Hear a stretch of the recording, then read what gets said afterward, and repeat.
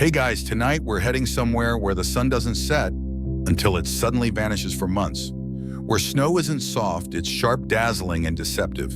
And where the people who live here crafted one of the most surprisingly elegant inventions in human history, using bone. You're standing on the edge of an Arctic world that stretches in every direction, blanketed in white. No trees, no buildings, just a smooth horizon that blurs into the sky.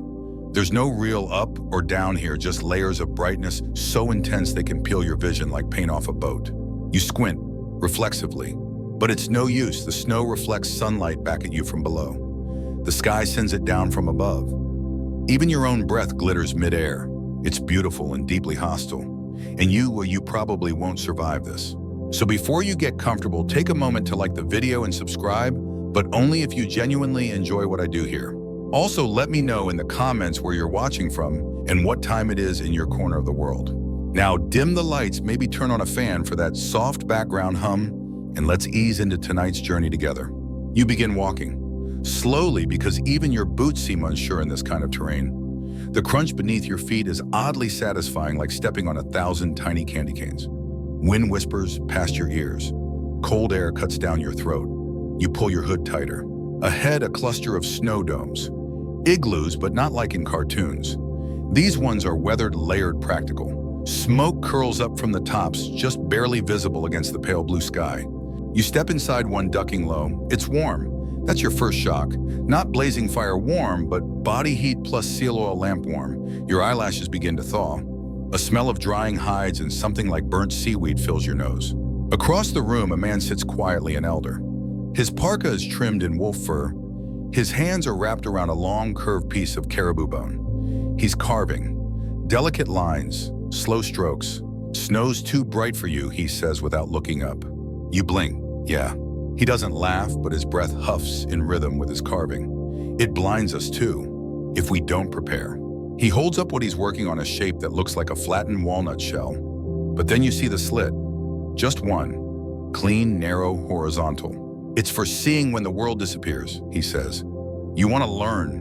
You nod. Here's the thing about snow blindness. It's not snow, and it's not blindness, at least not at first. It's basically a sunburn. On your eyeballs. Yep. The Inuit call it pterygium or nifaktiak, depending on the dialect and tribe. If you've ever stared at a sunlit ski slope without goggles, you might have felt the itchy, gritty sensation that comes hours later. Multiply that by 100 and you're somewhere in the ballpark. Your eyes swell, water, blur, eventually they shut down. Not ideal when you're trying to spear a seal across a sheet of ice with nothing but instinct and aim. Historians still argue whether the Inuit invented slit goggles independently or if they were part of a wider circumpolar tradition shared by Arctic peoples from Siberia to Greenland. Either way, the earliest physical evidence we've found, carbon-dated slitted snow goggles, comes from about 2000 years ago, but oral histories hint they're far older. And here's the fringe tidbit of the night. Some anthropologists believe the slit design may have been inspired by the eyes of Arctic animals, wolves, caribou, even ravens, creatures that could navigate blizzards with barely a blink. Mimic the animal, survive the land. That was the logic. You sit beside the elder now. He passes you a rough piece of bone and a stone blade. You're not carving sunglasses. You're carving a key to visibility. "Too wide and you go blind," he murmurs. "Too narrow and you see nothing." No pressure. The bone is harder than you expect. You scrape, shave, try to follow his movements, but yours feel clumsy. Still, the act itself is calming, repetitive, focused.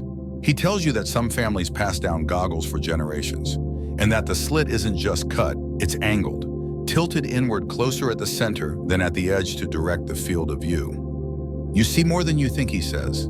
And he's right. As the slit takes shape, you peer through. The world sharpens, snow shadows appear. Dips and ridges in the white landscape, invisible before now, pop into view like ghosts revealed. You realize this isn't just protection, it's enhancement. A tool, a filter, a quiet kind of magic. Outside, the sun hovers low, casting a perpetual golden hour. You step out with your handmade goggles, still rough but wearable. The wind doesn't bite as hard now. The light doesn't stab. Everything is still. And for the first time since you arrived, the world feels not like an enemy, but a companion you're beginning to understand. You walk forward, the slit in your goggles, narrowing your view but sharpening your focus. The white wasteland around you has become something else now, textured, detailed, almost familiar.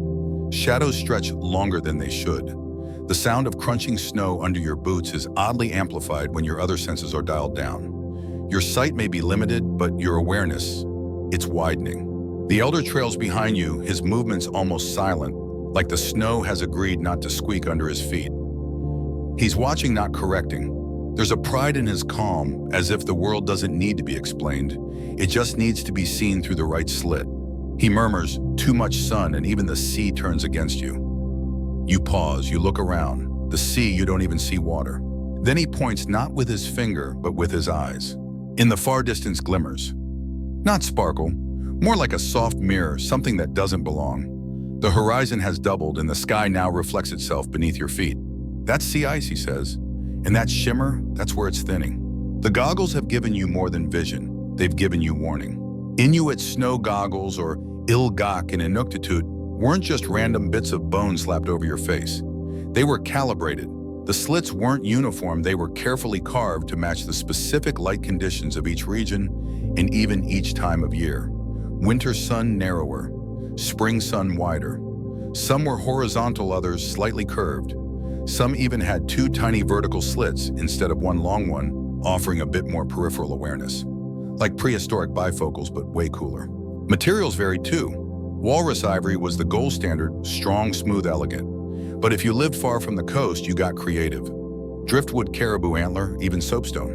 Whatever could be carved and worn. And here's the nerdy fringe fact. Some Inuit carvers intentionally left tool marks on the inside of the goggles, not for decoration, but to create micro-ridges that disrupted glare and scattered incoming light even further. They basically invented anti-glare coatings, before glass lenses were a thing. Historians still argue whether this level of optical innovation was understood scientifically or just stumbled into through generations of trial and error. But whether you call it engineering or intuition, the result was the same: survival. And in the Arctic, survival is the smartest design choice you can make. You pause now, taking in the surroundings again. What used to be a flat white sheet is now full of nuance. There are crests in the snow, like waves frozen mid-break.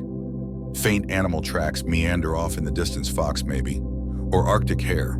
You wouldn't have noticed them before, but the goggles force you to see differently, not more but better. Your face is warmer too, oddly enough. The goggles trap some heat around your eyes, reducing windburn and frostbite. You hadn't thought about it, but exposed skin in this climate is like free real estate for the cold. Behind you, the elder chuckles. You're squinting through the slit. Don't trust the shape. You ease your brows, relax the muscles, let the goggles do the work. It's counterintuitive, this trust. In modern life, we assume more visibility is better. Bigger screens, panoramic views. But here, less is more. Restriction is clarity. You ask if all Inuit wore goggles. He shrugs. Those who didn't last. But not everyone used the same design. Families had styles. Tribes had preferences. Some included thin cords that looped around the head. Others used braided sinew to tie at the back. Some were highly polished. Others carved with geometric patterns or had small animal spirits engraved into the temple's protection, beauty, family pride. One of the oldest known pairs, excavated on Baffin Island, had such fine craftsmanship that museum curators initially assumed they were ceremonial. Nope, just daily wear, like finding a pair of designer sunglasses in someone's toolbox. And speaking of vision, guess what Inuit kids practice with? Tiny training goggles. Yes, really. Some families crafted mini versions for children, not just to protect their eyes, but to train them to see contrast, follow movement, and track prey from a distance. It was preschool meets predator evasion. Take that, Montessori. Back inside the dome, the elder has laid out a row of old goggles. Some are cracked, others still shining with use. One has beadwork stitched into the sides, now faded. He invites you to try them on one by one. It's like slipping into other people's minds. Each pair alters the world slightly differently.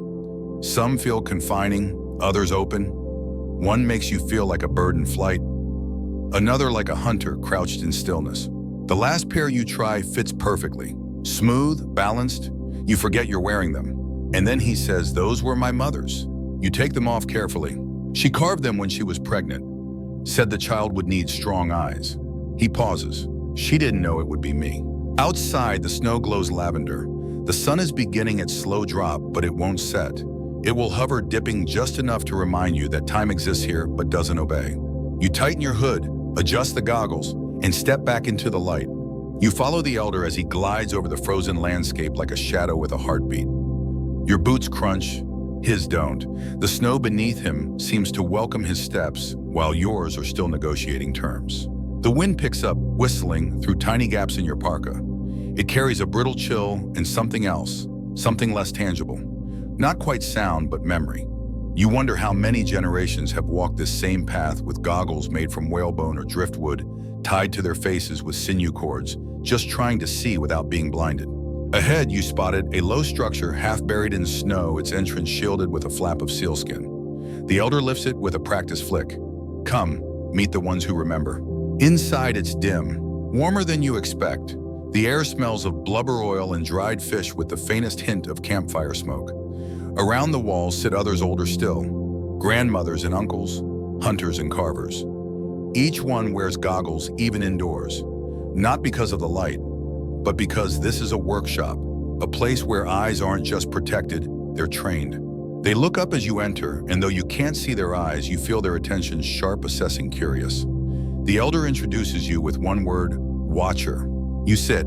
On the floor before them is a mat woven tight made from seal intestines, which you've just decided is the strangest sentence you've ever thought. Laid out on the mat are pieces of old goggles, half-carved bone strips, of dried sinew polishing stones, and one sliver of amber you're too afraid to touch. One of the women, her hair streaked with white and her fingers knotted with arthritis, picks up a curved piece of antler. She taps it gently and listens. Too dry, she says, cracks in wind. Then she tosses it aside without looking. The next piece she lifts gets a nod. She places it into a shallow dish filled with melted seal oil. It must soften, she says, before it sees. There's something almost holy about the way they treat these materials. Not sacred in the ceremonial sense, but reverent. These aren't just tools. They're extensions of the face, the mind, the intent. You ask how long it takes to make a pair. The answer varies. 3 days, says one. 7 if it's for your child, says another. 10 if it's for the sea, says the third. You're not sure what that last one means, but it sounds important. Inuit snow goggles weren't just functional, they were fiercely personal. Unlike modern sunglasses, which are often mass-produced and fashion-focused, these were carved with anatomical precision. Cheekbones, nose bridge, brow line, each curve mattered. A goggle made for one hunter might pinch or blind another. And the straps, not optional. In some designs, a leather cord looped behind the head. In others, sinew threads were woven into the goggle frame itself. And in a few rare cases, goggles were built directly into the hoods of parkas, stitched in like a face mask with vision slits. The slits were usually narrow, sometimes just a few millimeters across. But here's the kicker: the narrower the slit, the sharper the vision. Less light means less scatter, which means better contrast. You begin to understand why some Inuit considered the goggles not just a shield, but a lens through which the truth of the landscape could be seen.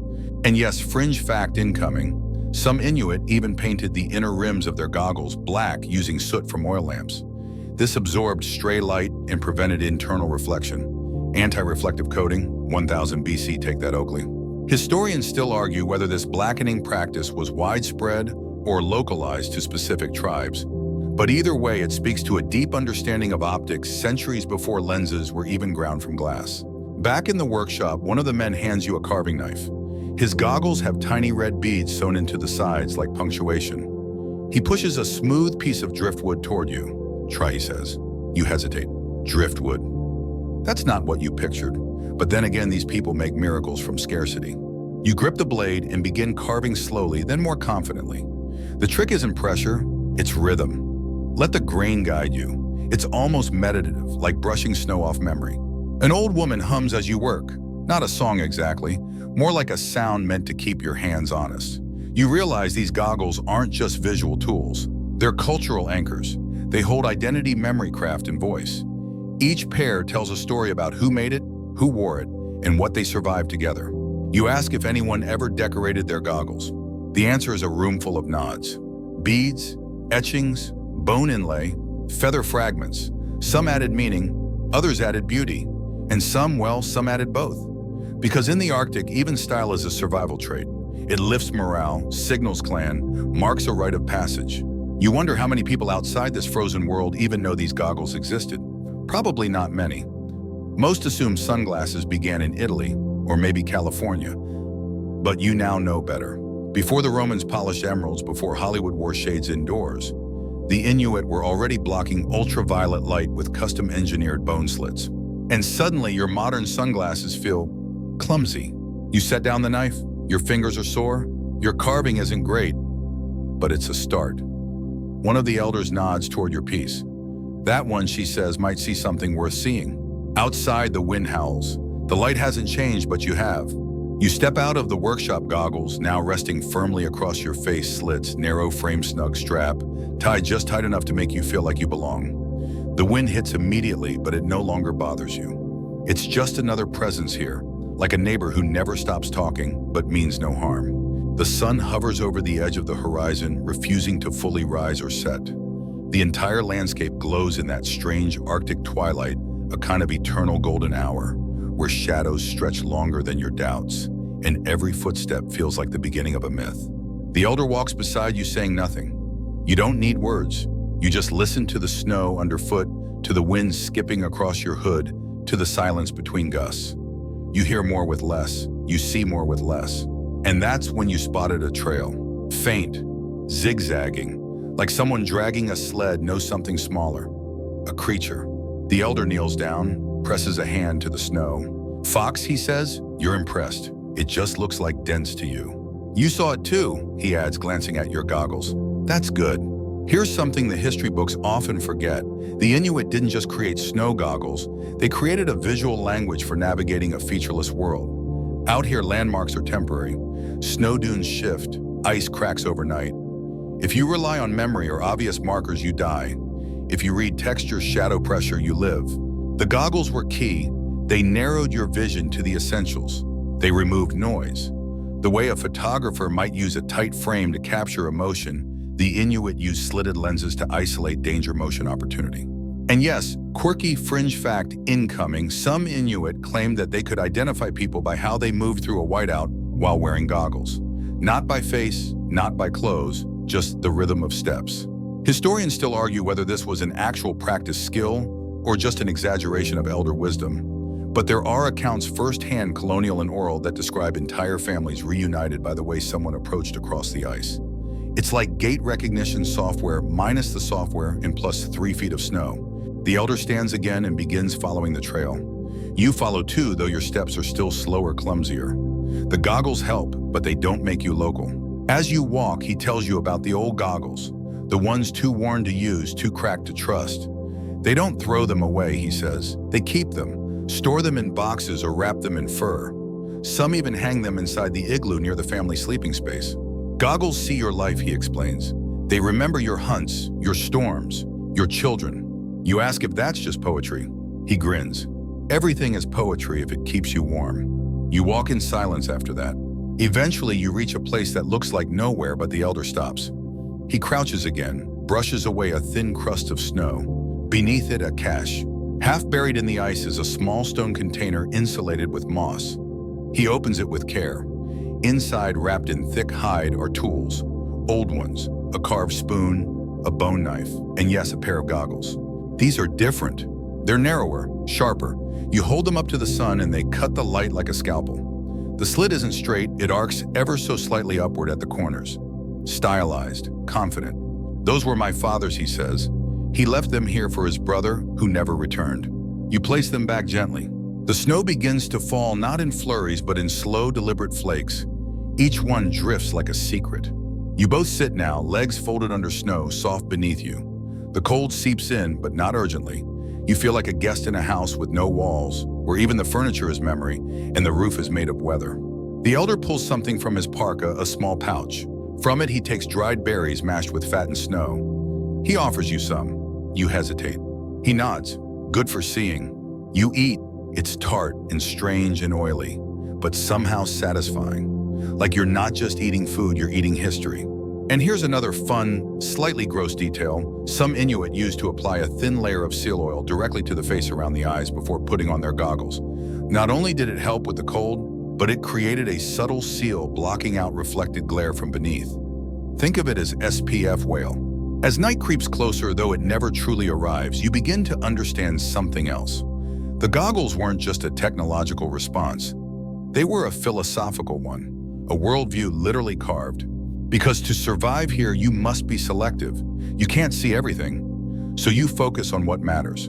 The trail, the shimmer, the weak spot in the ice, the twitch in a seal's whiskers, the movement of a single snowflake against the wind.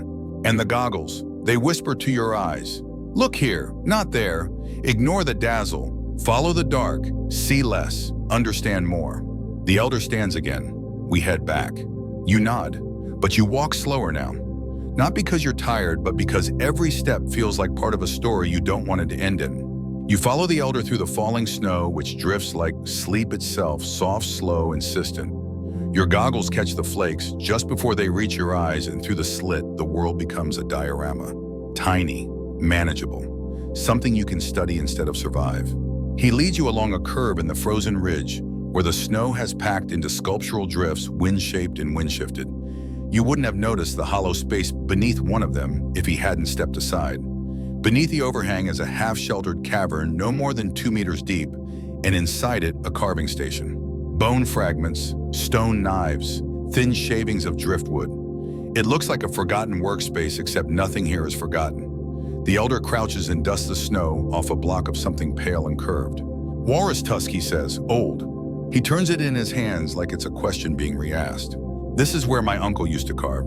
He made goggles for the entire village, even some for strangers passing through. You sit cross-legged as the wind murmurs secrets outside the mouth of the cave. It's warmer in here, though no fire burns. Just body heat and the insulation of memory. The idea that one person might be responsible for shaping the site of an entire community isn't new in Arctic culture. In many Inuit societies, specialized artisans, almost opticians in their own right, developed reputations, not just for crafting goggles, but for understanding the light. Some claimed they could read the season by the feel of the glare on their cheekbones. Others would test their slits using nothing but distant bird tracks in the snow. Too much exposure and the eyes burned. Too narrow a slit, and hunters lost peripheral awareness, crucial when a polar bear might decide your lunch. Fringe fact. Some traditional goggle makers believed in preloading their tools with good luck by whispering into the bone before carving. A kind of optical blessing. There's no evidence this had any measurable effect on performance, but hey, it probably made the goggles more confident. Historians still argue whether these rituals were symbolic or spiritual, but to the people crafting survival itself from animal parts and memory, that distinction didn't matter. Function and faith blurred like warm breath on cold bone. You pick up a half-finished piece from the floor. It's lighter than you expect. Soft edges, no slit yet. The elder watches as you trace your thumb along its curve. That one was for a child, he says, but she died before it was finished. He says it simply, not with sadness, but with completeness. Like the goggles stopped growing when she did. You place it back. Outside, the wind howls a single long note like the world exhaling. You ask what happens if a pair of goggles breaks during a hunt. He smiles. Then you see everything and nothing. There were emergency backups, sometimes cloth wraps or slitted hoods, but most hunters knew better than to travel far with only one pair. A backup might be stashed in a sled, or even tucked under a layer of clothing to keep it warm and flexible. Yes, warm, because bone left out in the cold could crack like glass. And yes, goggles cracked, and when they did, things went sideways fast. There are stories told in almost every coastal village about hunters who lost their vision mid-journey. Some walked in circles until they collapsed. Others mistook mirages for solid ground and stepped into freezing water. A few returned with faces burned so badly they couldn't open their eyes for days. One such tale, passed quietly from aunt to niece to grandchild, tells of a young man who lost his goggles to a seals flipper. We'll pause to imagine that moment, then try to retrace his steps across glare ice. They found him 3 days later alive, but speaking only in whispers. He'd mistaken sunlight for voices. He wasn't blind, but he wasn't quite seeing either. And here's the twist afterward, he became the village's best goggle maker. Said he never wanted anyone to be that lost again. The elder starts a fire now, a small one. Not much more than a whisper in a carved soapstone lamp. He feeds it bits of dried moss and fish oil. The flame flutters golden and low. It casts shadows on the tusk, which now gleams like marble. You lean closer, goggles in hand, absorbing every motion as he begins to carve again. He doesn't measure, doesn't sketch. He remembers. Each motion looks like memory becoming solid. His hands are maps, his blade a language. You're watching history recreate itself in front of your eyes and through the very lenses it's shaping. You ask if he ever made goggles for himself. He snorts. That's bad luck. You wait. Then he adds, but I rebuilt mine 4 times. Turns out there's a rule among some Arctic carvers: never make your first pair for yourself. They must be gifted. You only carve for your own eyes once you've carved for others. Kind of poetic when you think about it. The fire dims. The tusk is wrapped again. The wind outside has dropped to a hush, like it's waiting for permission to return. The elder places the unfinished goggles inside a shallow pouch of sealskin. Not to take home, just to store here for later. For someone else. Maybe you. You stand. And when you step outside, the snow has changed again. It's deeper, smoother, but not unfamiliar. Your goggles slide into place, and not perfect, but closer. You walk on and the world slits open like an eye. You walk now with more confidence, like the ground has agreed to meet you halfway. The snow still swirls, the wind still prods, but the light no longer hurts. The world comes at you in narrow bands, like film through a projector, and somehow that makes it manageable. Like life edited into clarity. Ahead, the elder moves with purpose.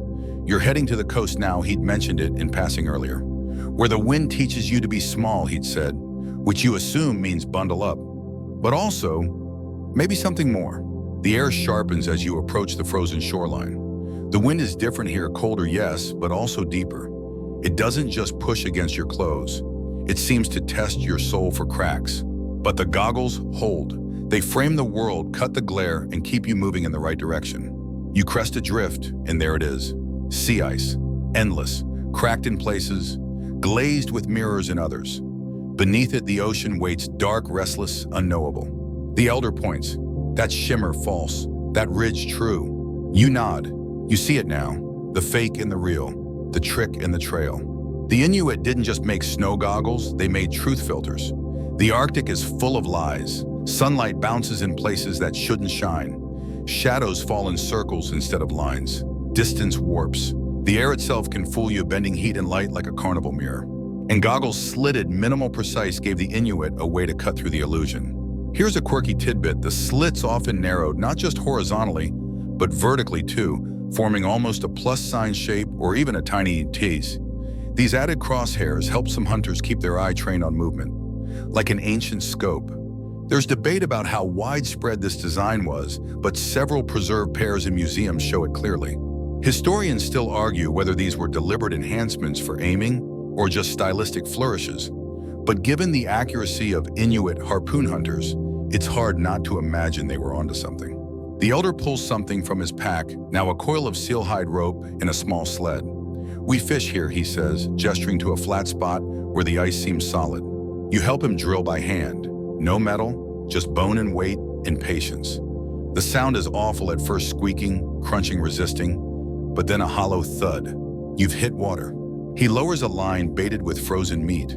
It disappears into the dark hole like a question dropped into the unknown. You sit beside him. The snow has stopped, the sea is still, and for the first time in hours, you take off your goggles. The light hits you like a forgotten truth.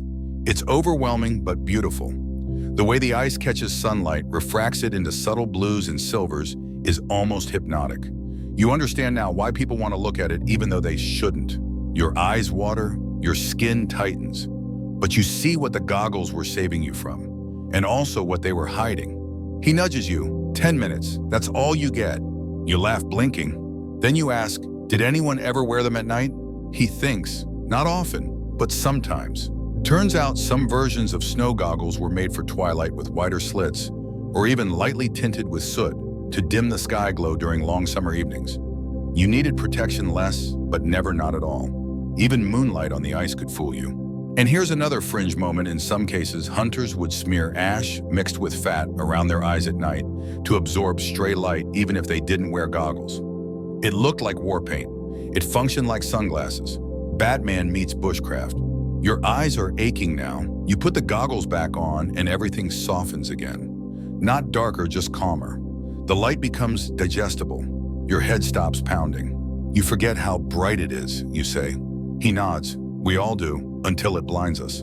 You sit there in companionable silence as the line dips once. Then again, a tug. He pulls, slowly, smoothly, and from the hole comes a fish flapping, glistening, gasping. He doesn't celebrate, just dispatches it quickly, respectfully, and sets it aside. This fish fed my father, he says, and his father. The goggles helped us find it. You look around, the sea ice, the snow dunes, the open sky, and then you see it differently. Not a wasteland, a map, a vast living story written in ice and wind, and you're finally starting to read it. As you stand to head back, the elder lets you lead. You're hesitant at first, but he insists. You see now, he says, more than before. So you walk one careful step at a time, reading the landscape through the narrow vision of your goggles. They're not limiting, they're liberating. They take away distraction, they whisper only what matters. And slowly the world becomes simple again. You lead the way. Now goggles settled snugly over your face, the snow crunching beneath your boots, with that crisp, satisfying sound that only extreme cold can create. The elder follows silently behind, saying nothing, his approval contained in the absence of correction. You feel a strange pride in that silence. It's the Arctic equivalent of applause. The trail back is not the same one you came by. Of course it isn't. Snow moves, wind rearranges everything. But you're beginning to recognize patterns in the randomness. The arc of a drift, the way ice crusts over a trail, how the shadow of a ridge can tell you where the wind has been lately. Through the slit of your goggles, the world presents only its essentials. No clutter, no noise, just shape, contrast, shadow line. You realize this is not a place you master. It's a place you negotiate with. Let's talk chinstraps. Not the glamorous accessory you might expect, but a vital part of the Inuit goggle setup. Some goggles had them, others didn't. It often depended on region, wind speed, and whether you were the sort of person who liked your snow vision accessory flying off during a seal chase. Chin straps were typically made from braided sinew or softened leather and tied snugly under the jaw. No buckles, no fasteners, just knots and trust. And here's your quirky fact. For today, some chin straps were scented. Yep, hunters would rub dried herbs or seal gland oil onto the strap, not for fashion, but for orientation. When visibility dropped to zero, they could tilt their head and catch a familiar scent. Left smelled like thyme, right smelled like smoke. It was a kind of aromatic compass. Historians still argue whether this practice was common or just a weird outlier from a particularly experimental region. But hey, given the lack of GPS satellites up here, every trick helps. You cross a patch of thin whistling snow. It's powdery but hides ice beneath. One bad step could mean a twisted ankle or worse. But you stop, reassess, then shift a few degrees westward and find firmer footing. The elder grunts his approval. You didn't listen to the wind, he says. You watched it. The goggles are doing their job, but you're also learning to interpret what they don't show. The slit forces you to move your head, not your eyes. You scan in segments, piece together a puzzle, stitch a hole from narrow glimpses. It's strange. Restricting your sight has made you more observant. Modern people spend their lives widening their view. Ultra-wide monitors, panoramic lenses, drones. But you're learning to look through a keyhole and still see the house. Back at the settlement, you notice something new. Kids, playing outside, bundled in layers, squealing into the wind like miniature wolves. Most are wearing goggles, some crudely carved, others clearly heirlooms. A few even painted with small marks, dots, and dashes like messages only the wearer understands. One boy is wearing his upside down. You point it out. No wrong way, the elder says. Only your way. Fair enough. Another kid tosses a snowball directly at a friend's face. A perfect hit. The impact thwacks against the goggles, sending powder flying. The hitty doesn't flinch, just brushes it off and keeps laughing. You get used to seeing through snow, the elder says, because you must. Inside a nearby igloo, a woman scrapes hide near the fire. She's humming something low melodic, like a lullaby built from vowels. Beside her, a long, narrow box made of driftwood and bone. She opens it at your request. Goggles. Dozens of them. Some tiny, barely wider than 2 fingers. Others huge, designed for wide faces or maybe over heavy hoods. A few are decorative with tiny beads embedded into the grain of the bone in constellations.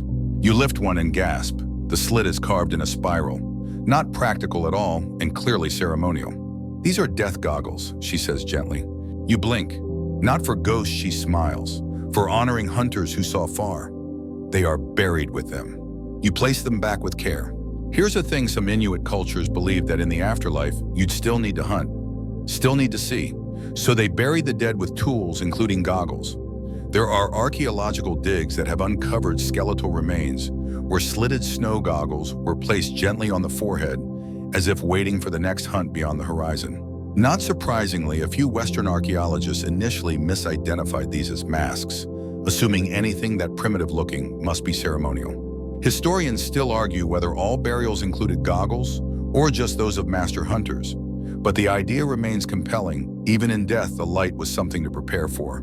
You walk into the central lodge now, where the heat is steady, and the smell of cooked fish makes your stomach hum. Your goggles come off slowly, like eyelids opening for the first time. The room seems huge, blurry, too bright. The elder smiles. "You'll miss the slits," he says. "Tomorrow you'll reach for them without thinking." He's right. You already feel slightly exposed. Your peripheral vision is back, but it feels messy. You see everything and nothing. The simplicity of the narrow view was calming. This full-spectrum version of reality is noisy. You set your goggles down on a woven mat, like placing glasses on a nightstand. For the first time in your life, a tool carved from bone feels more valuable than anything made of plastic or glass. And tomorrow, you'll wear them again. You wake to silence, thick padded, like the entire world has been muffled by snow. The air inside the igloo is still almost meditative. A single beam of light filters through a chink in the wall, casting a pale line across the ceiling like a sword placed gently on a pillow. Your goggles are waiting beside your bedroll. You reach for them instinctively, like a ritual. Not because the light is overwhelming yet, but because something about them feels necessary now, like a brace for your senses. You slip them on and the world narrows, but not in a confining way. It focuses, it centers. You step outside. The wind is gone, the snow has been smoothed overnight into gentle hills. Everything looks soft and treacherous at once, like walking across the back of a sleeping giant. The elder is already up his back to you, facing the sun. He's wearing a new pair of goggles. These ones are darker, the slits shorter, almost angry in design. "You slept long," he says without turning. "Hard not to," you reply. "Felt like dreaming inside a snowdrift." You were.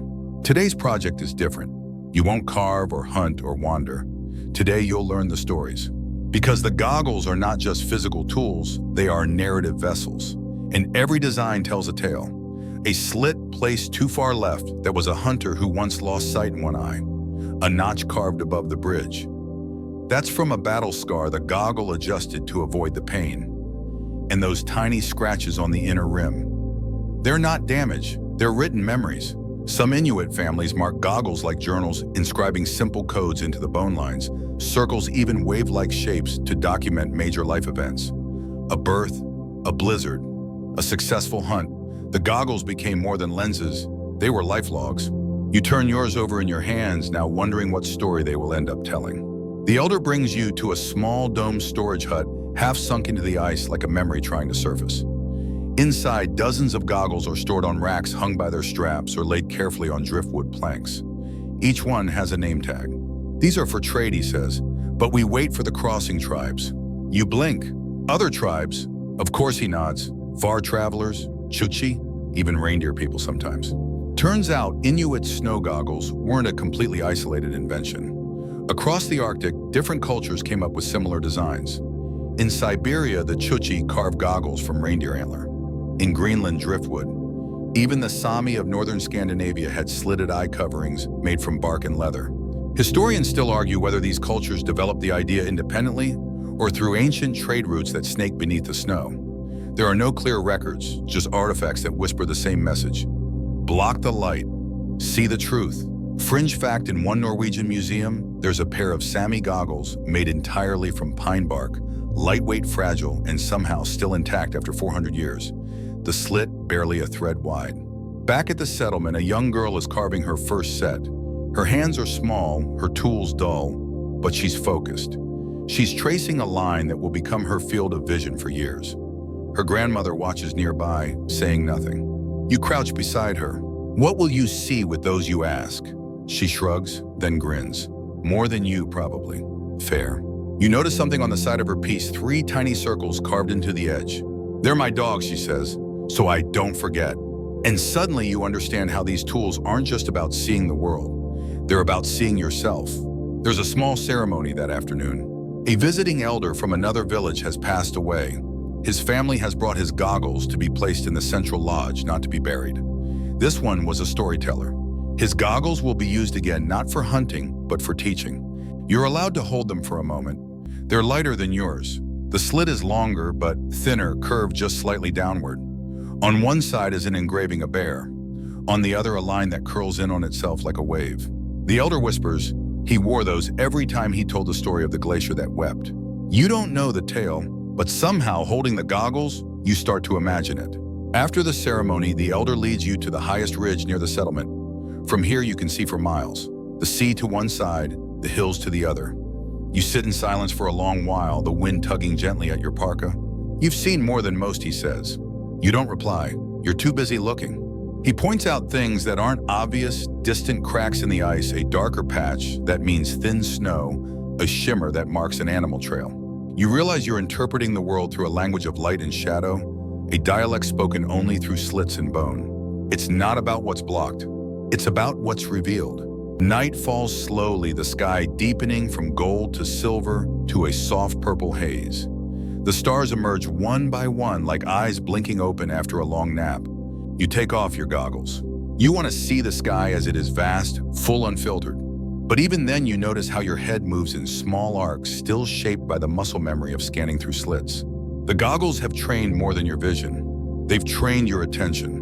And now, as the cold deepens and the stars multiply, you realize you haven't just learned how to see in the snow. You've learned how to look with intention. And in a world this overwhelming, that's the clearest sight of all. The next morning arrives slowly painted in muted pinks and quiet grays. The air feels gentler today, as though the cold is tired of proving itself. You wake beneath layered hides, the warmth cocooning your limbs in a way that makes you hesitate to move. But outside, life is stirring. Your goggles rest beside you as always now, a part of your routine, like lacing boots or zipping your coat. When you lift them to your face, it's not just a motion of readiness, it's a recalibration, a returning. You slip them on and step into the light. The world tightens into clarity. You follow a familiar path, but today it feels different. You notice things that would have gone unseen before, how snow curves around a stone, how a bird's tracks end at a tuft of fur, how your own breath leaves delicate frost on the inside of your goggles before quickly fading. You've begun to see what they see. You've begun to think like the ones who carved their vision into the very tools they wore on their faces. Today is for stories again, but not in the way you expect.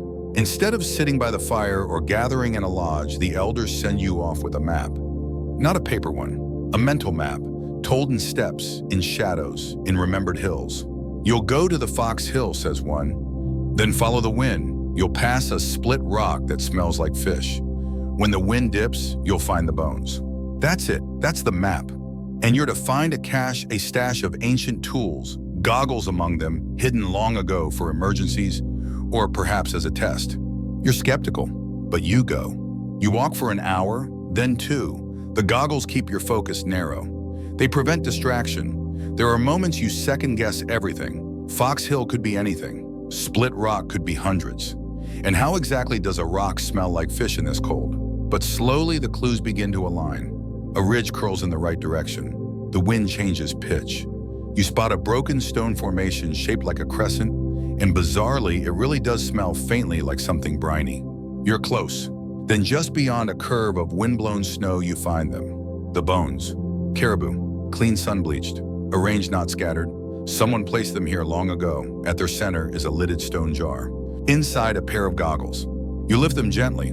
They're heavier than yours. Wider slits, more exposure. The fit is looser but workable. Along one side, a series of deep marks, 6 short lines, one longer one. Like tally marks. You wonder if they mean days kills or something else entirely. You slip them on. The world changes again. These goggles don't just shape your vision, they change your identity. Wearing someone else's pair feels strange, like borrowing their eyes and habits. The slits direct your attention in unfamiliar ways. You notice different shadows. You lose track of what felt normal. You realize that every pair of goggles has a personality, a viewpoint. And that viewpoint can shift the way you move, decide, react. It's like putting on someone else's mood. Fringe fact. Some Inuit believe that putting on another person's goggles for too long could make you dream their dreams. Not just metaphorically, literally. that the slit narrowed your world in a way that let their memories seep through. Historians still argue whether this was spiritual belief, optical superstition, or just a poetic explanation for disorientation. Either way, you now understand the sensation. You put the goggles back into the jar. Some tools are meant to be found, not kept. You return to the village by evening. The elders are waiting not with questions, but with food. No test, no judgment. They knew you'd either find the cash or you wouldn't. The point was never the goggles. It was the journey to see through someone else's lens. You eat quietly beside the fire.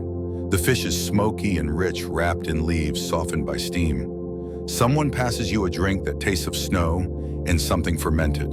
You're warm, you're tired, and you're satisfied in a way you haven't felt in a long time. You set your own goggles beside your bowl. They look simpler now, plainer, but they are yours. And when you hold them up to the firelight, you see the tiniest scratch along the bottom edge, one you hadn't noticed before. From the first day, maybe.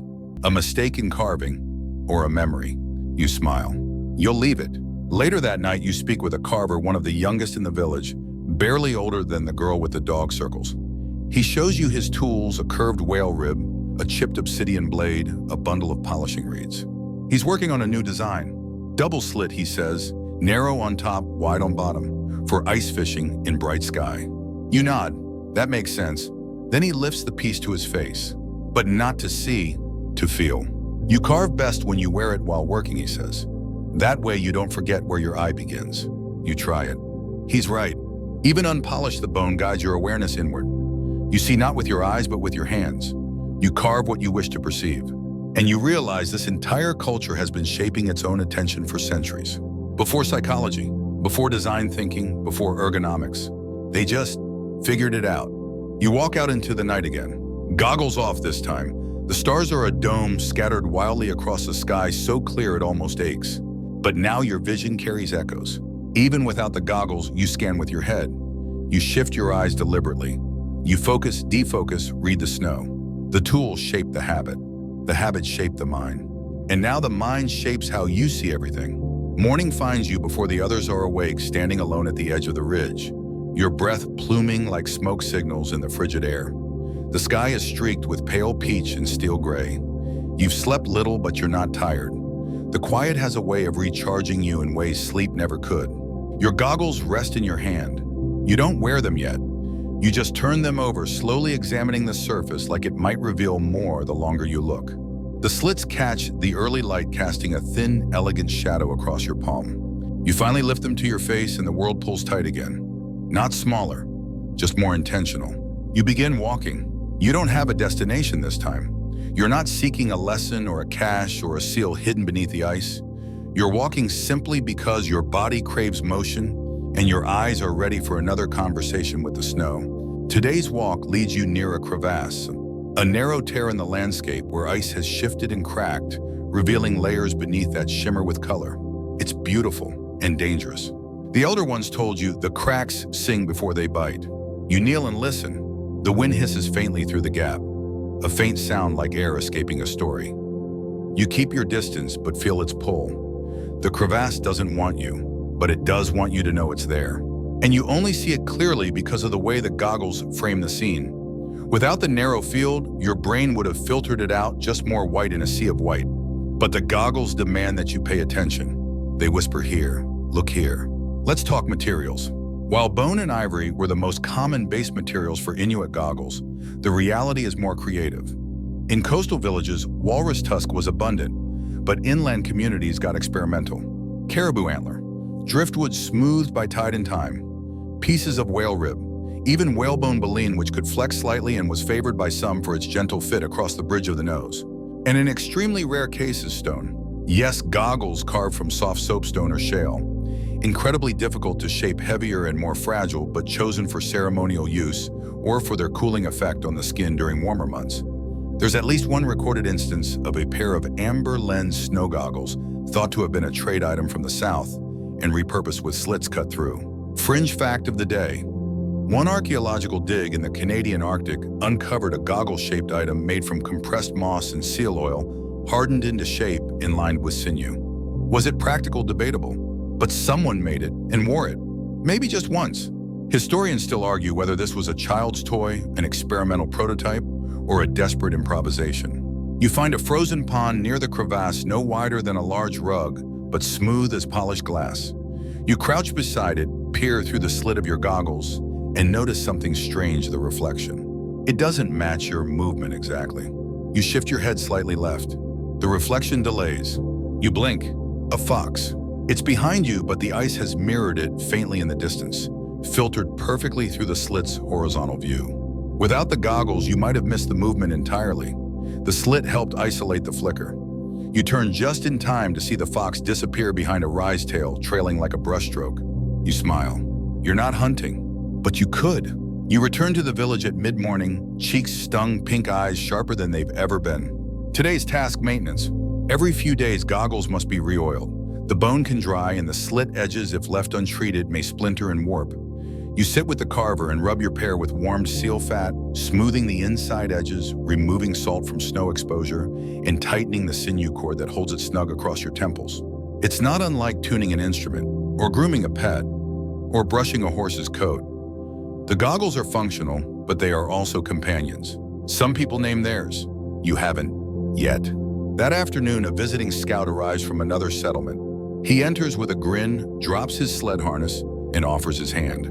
His goggles are wild, bright red ochre painted across the outer bone. 3 slits instead of 1, 2, angled diagonally downward and 1 horizontal. He looks like he's peering through a spider. Experimenting, you ask. Always, he says. Son's been tricking me lately. Needed new eyes. He lets you try them. It's disorienting at first. Your field of view is segmented, divided like a triptych painting. But it works. The brain adjusts, and the angle helps you spot reflections from snow at your feet and ice ridges on the horizon simultaneously. Not great for long walks, he admits, but good for fishing and mapping cracks. You hand them back a little envious. The scout joins the village for a meal.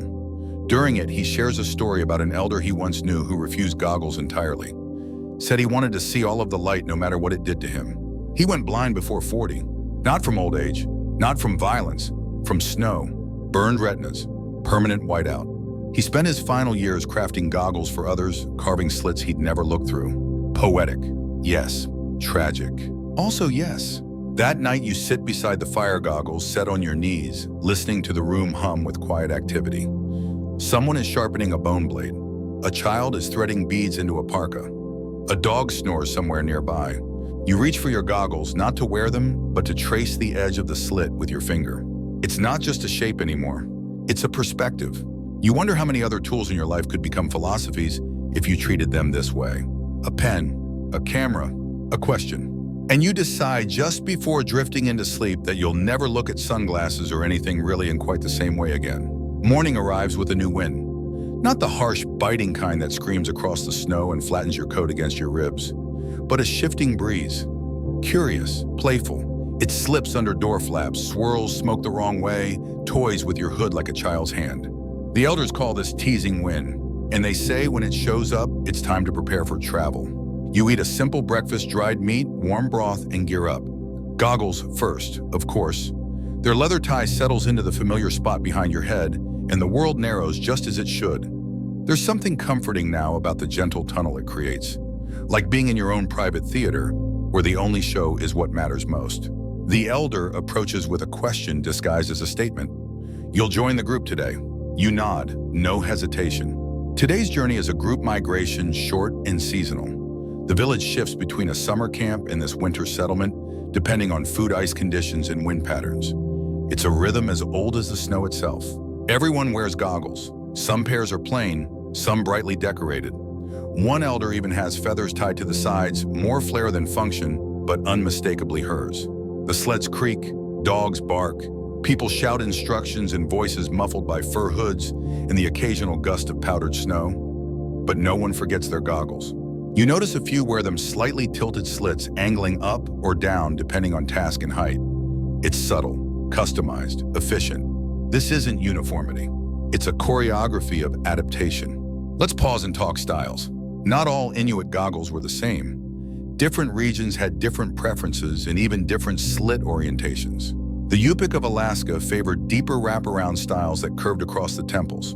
Some models from Greenland were wide-set, nearly rectangular, emphasizing lateral vision for open plains, and the Inuit, northernmost Inuit of Greenland, sometimes used double-slit models, likely for balancing glare at both eye level and from reflective ice beneath. And yes, there were even one-eyed goggles. Fringe fact: a few archaeological finds include goggles designed for just one eye, possibly for hunters who lost vision in the other, or perhaps for ultra-specialized scouting tasks where just one slit was needed to steady aim like a periscope made of bone. Historians still argue whether these were tools for the visually impaired or tactical precision gear, but either way, it's proof that customization was key. You didn't just wear goggles, you fitted them to your life. As your group travels, the sun rides low and aggressive, casting sharp horizontal beams that ricochet off every inch of snow. Without the goggles, it would be unbearable. But behind the slits, it's tame, manageable, a background element instead of a blinding wall. The sleds glide, the snow sings underfoot. Dogs pant rhythmically, their breath forming quick clouds that dissipate into the crystal air. You fall into a pattern, eyes forward, head scanning, feet steady. The goggles are doing what they were meant to do, not distract you from the journey. They're letting you stay inside the moment. During a break, a younger man lets you try his pair, an unusual one carved from light gray driftwood, polished smooth as glass. The slits are wider than yours and the world brightens instantly. Too bright. Your eyes flinch. Fishing model, he says. I use them at dusk. You hand them back blinking. You've gotten used to your narrow view. Anything more feels like walking outside naked. That surprises you.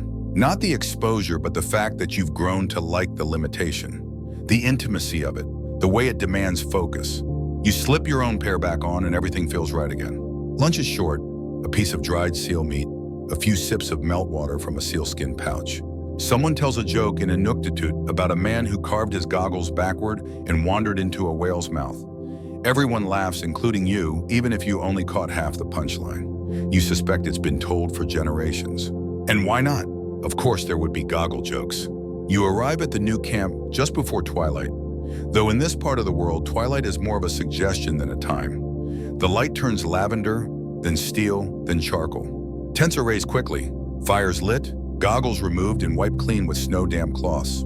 You join the others in checking your pair. The slit edge has a tiny nick. You hadn't noticed, could have been from a fall of snow or a collision with your own hood string. You polish it carefully with a soft hide and reapply a thin layer of oil. It gleams. You feel like you're tuning your thoughts. You wonder, how many modern tools do we use without thinking glasses? Phones, keyboards. How many of them shape our perception without our consent? But here with this carved bone, this slit, you now trust more than your own intuition. You are choosing how to see. That's power. That's peace. As the camp settles, someone passes around a small leather-bound pouch. Inside beads, tiny colored precious. Tonight's ritual is simple. You can add one to your goggles. If you've seen something worth remembering, you hold your goggles in one hand and the bead in the other. It's blue, deep Arctic blue, like the moment just before nightfall. You tie it to the strap, not for decoration, for testimony. You saw the fox. You saw the shimmer that warned of ice. You saw your own focus change. You saw enough. And tonight, your goggles have one more story to tell.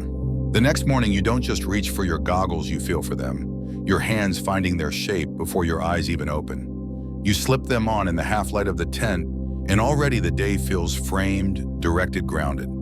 The blue bead you tied the night before swings lightly at the side, a soft jingle against your cheek. A reminder, a receipt. Outside, the camp is alive. The new settlement sits lower, closer to the sea.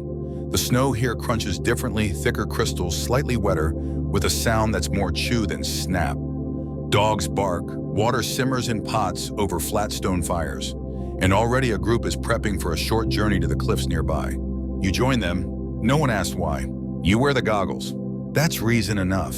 The path today cuts along a cliffside that's nothing short of breathtaking, even through slitted vision. Jagged peaks, sloping shelves of white, icy ledges with icicles that look like daggers made of moonlight. Far below, the ocean shifts beneath a crust of loose ice, its surface black, flecked with glitter, like someone spilled stars into it. The light here is especially tricky. It reflects upward at sharp angles, bouncing off cliff faces and bending around ridges. Without goggles, it's disorienting, like walking through a hall of mirrors. With goggles, manageable. The slits filter the chaos, They take the raw power of the sun and snow and turn it into whispers, not shouts. Let's talk about contrast. One of the most remarkable aspects of Inuit snow goggles isn't just their ability to reduce light, it's how they enhance contrast. When you're on snow for hours, the whiteness starts to blend into itself. It becomes a smooth, endless canvas where nothing stands out. But when light is limited through narrow slits, the eye's focus sharpens. Shadow edges become clearer. Subtle dips in the snow pop out. You begin to see texture, not just color. Modern science backs this up. Slitted goggles create a pinhole effect similar to camera apertures.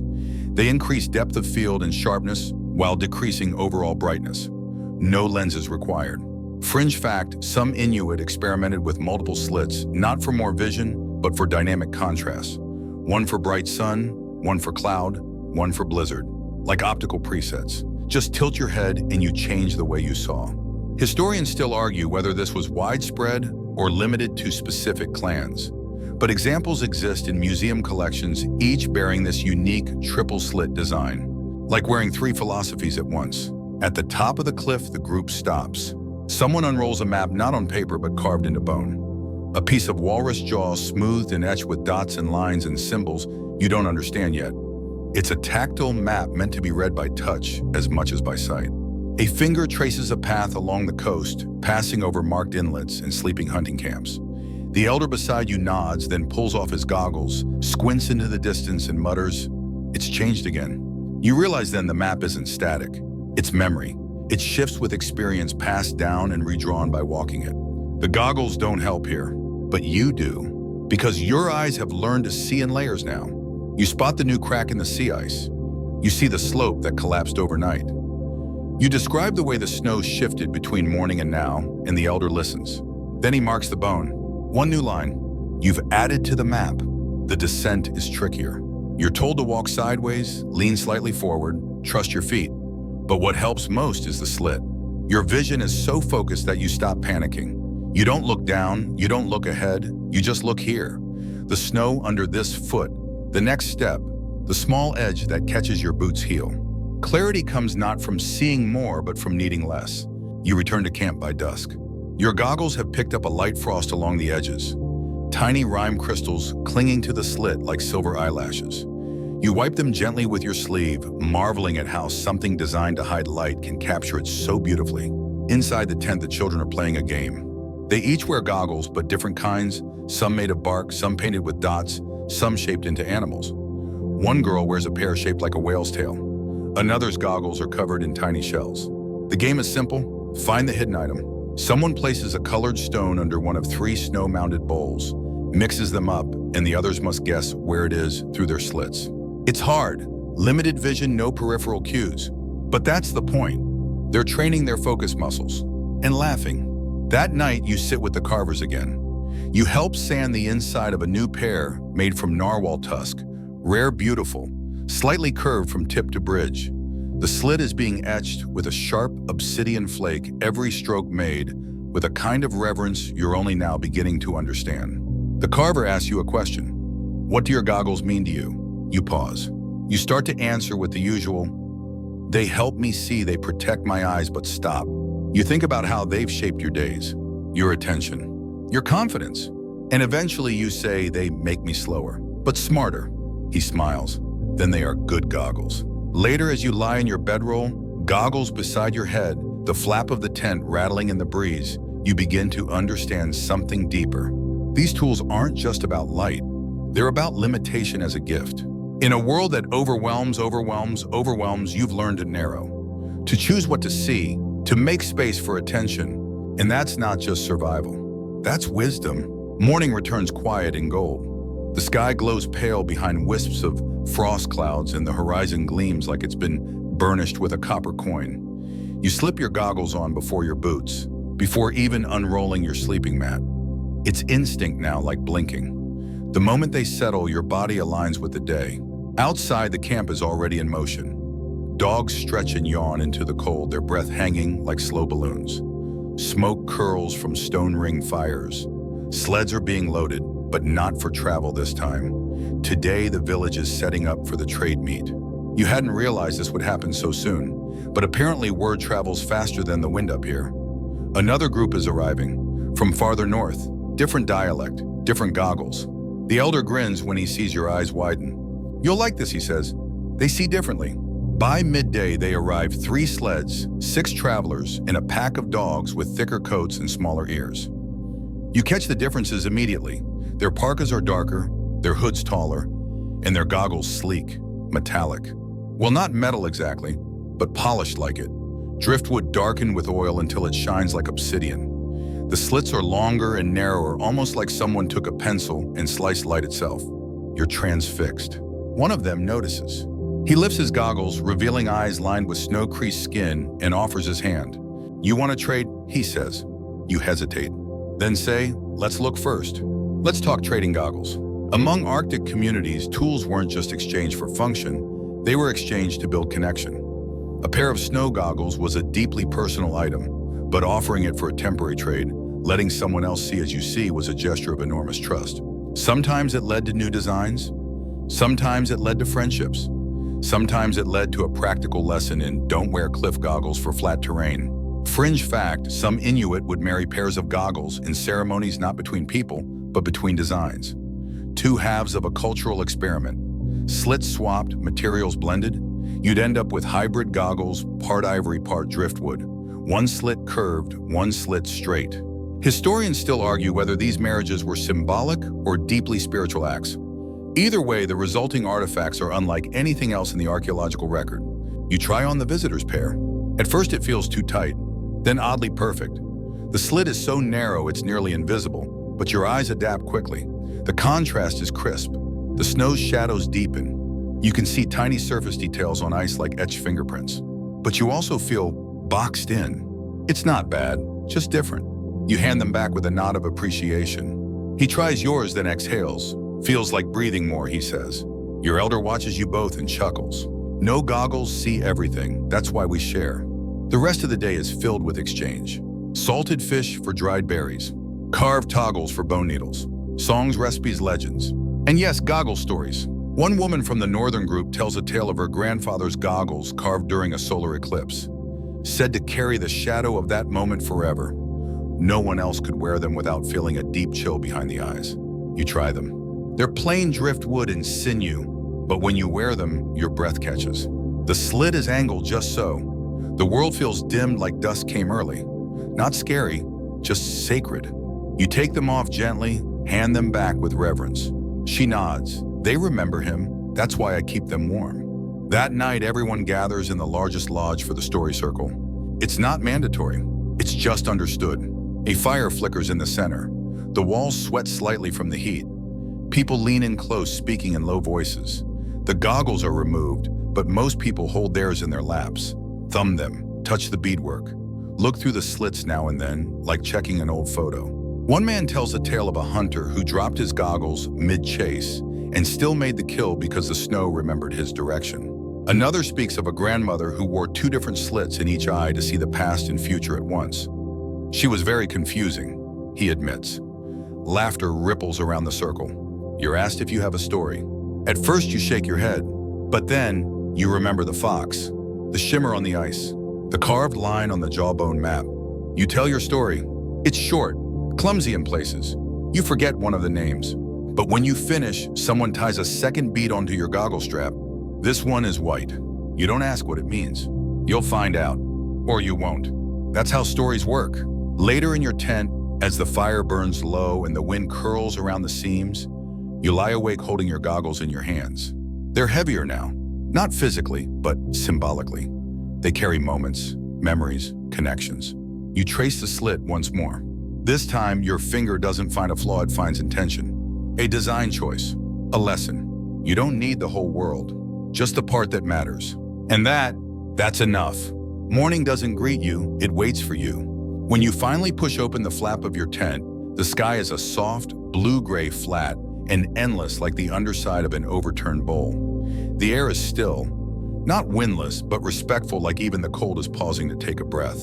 Your goggles are already on. Today, you're accompanying the elder and one of the northern visitors on a mapping trek. Not for hunting, not for travel, for remembering. The purpose, they say, is to walk a known path slowly, deliberately, with eyes attuned to what's changed.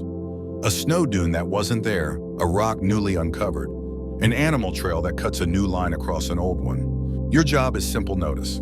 You're not sure if you'll be any good at it, but you're ready to see. The path winds slowly along a ridgeline you've seen before but never really seen. With each step, you scan the ground. The snow is textured like stretched silk pocked with wind kisses and tiny punctures. Ahead, the elder stops and crouches. You join him. There in the snow, a faint scuff, just one. "Bear," he says.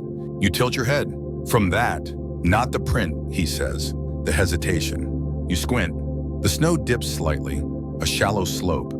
The scuff is where the bear paused, 1 foot sliding a bit before committing. Your eyes widen. Your goggles didn't show you that, but they prepared you to notice it. Let's talk about slit shape.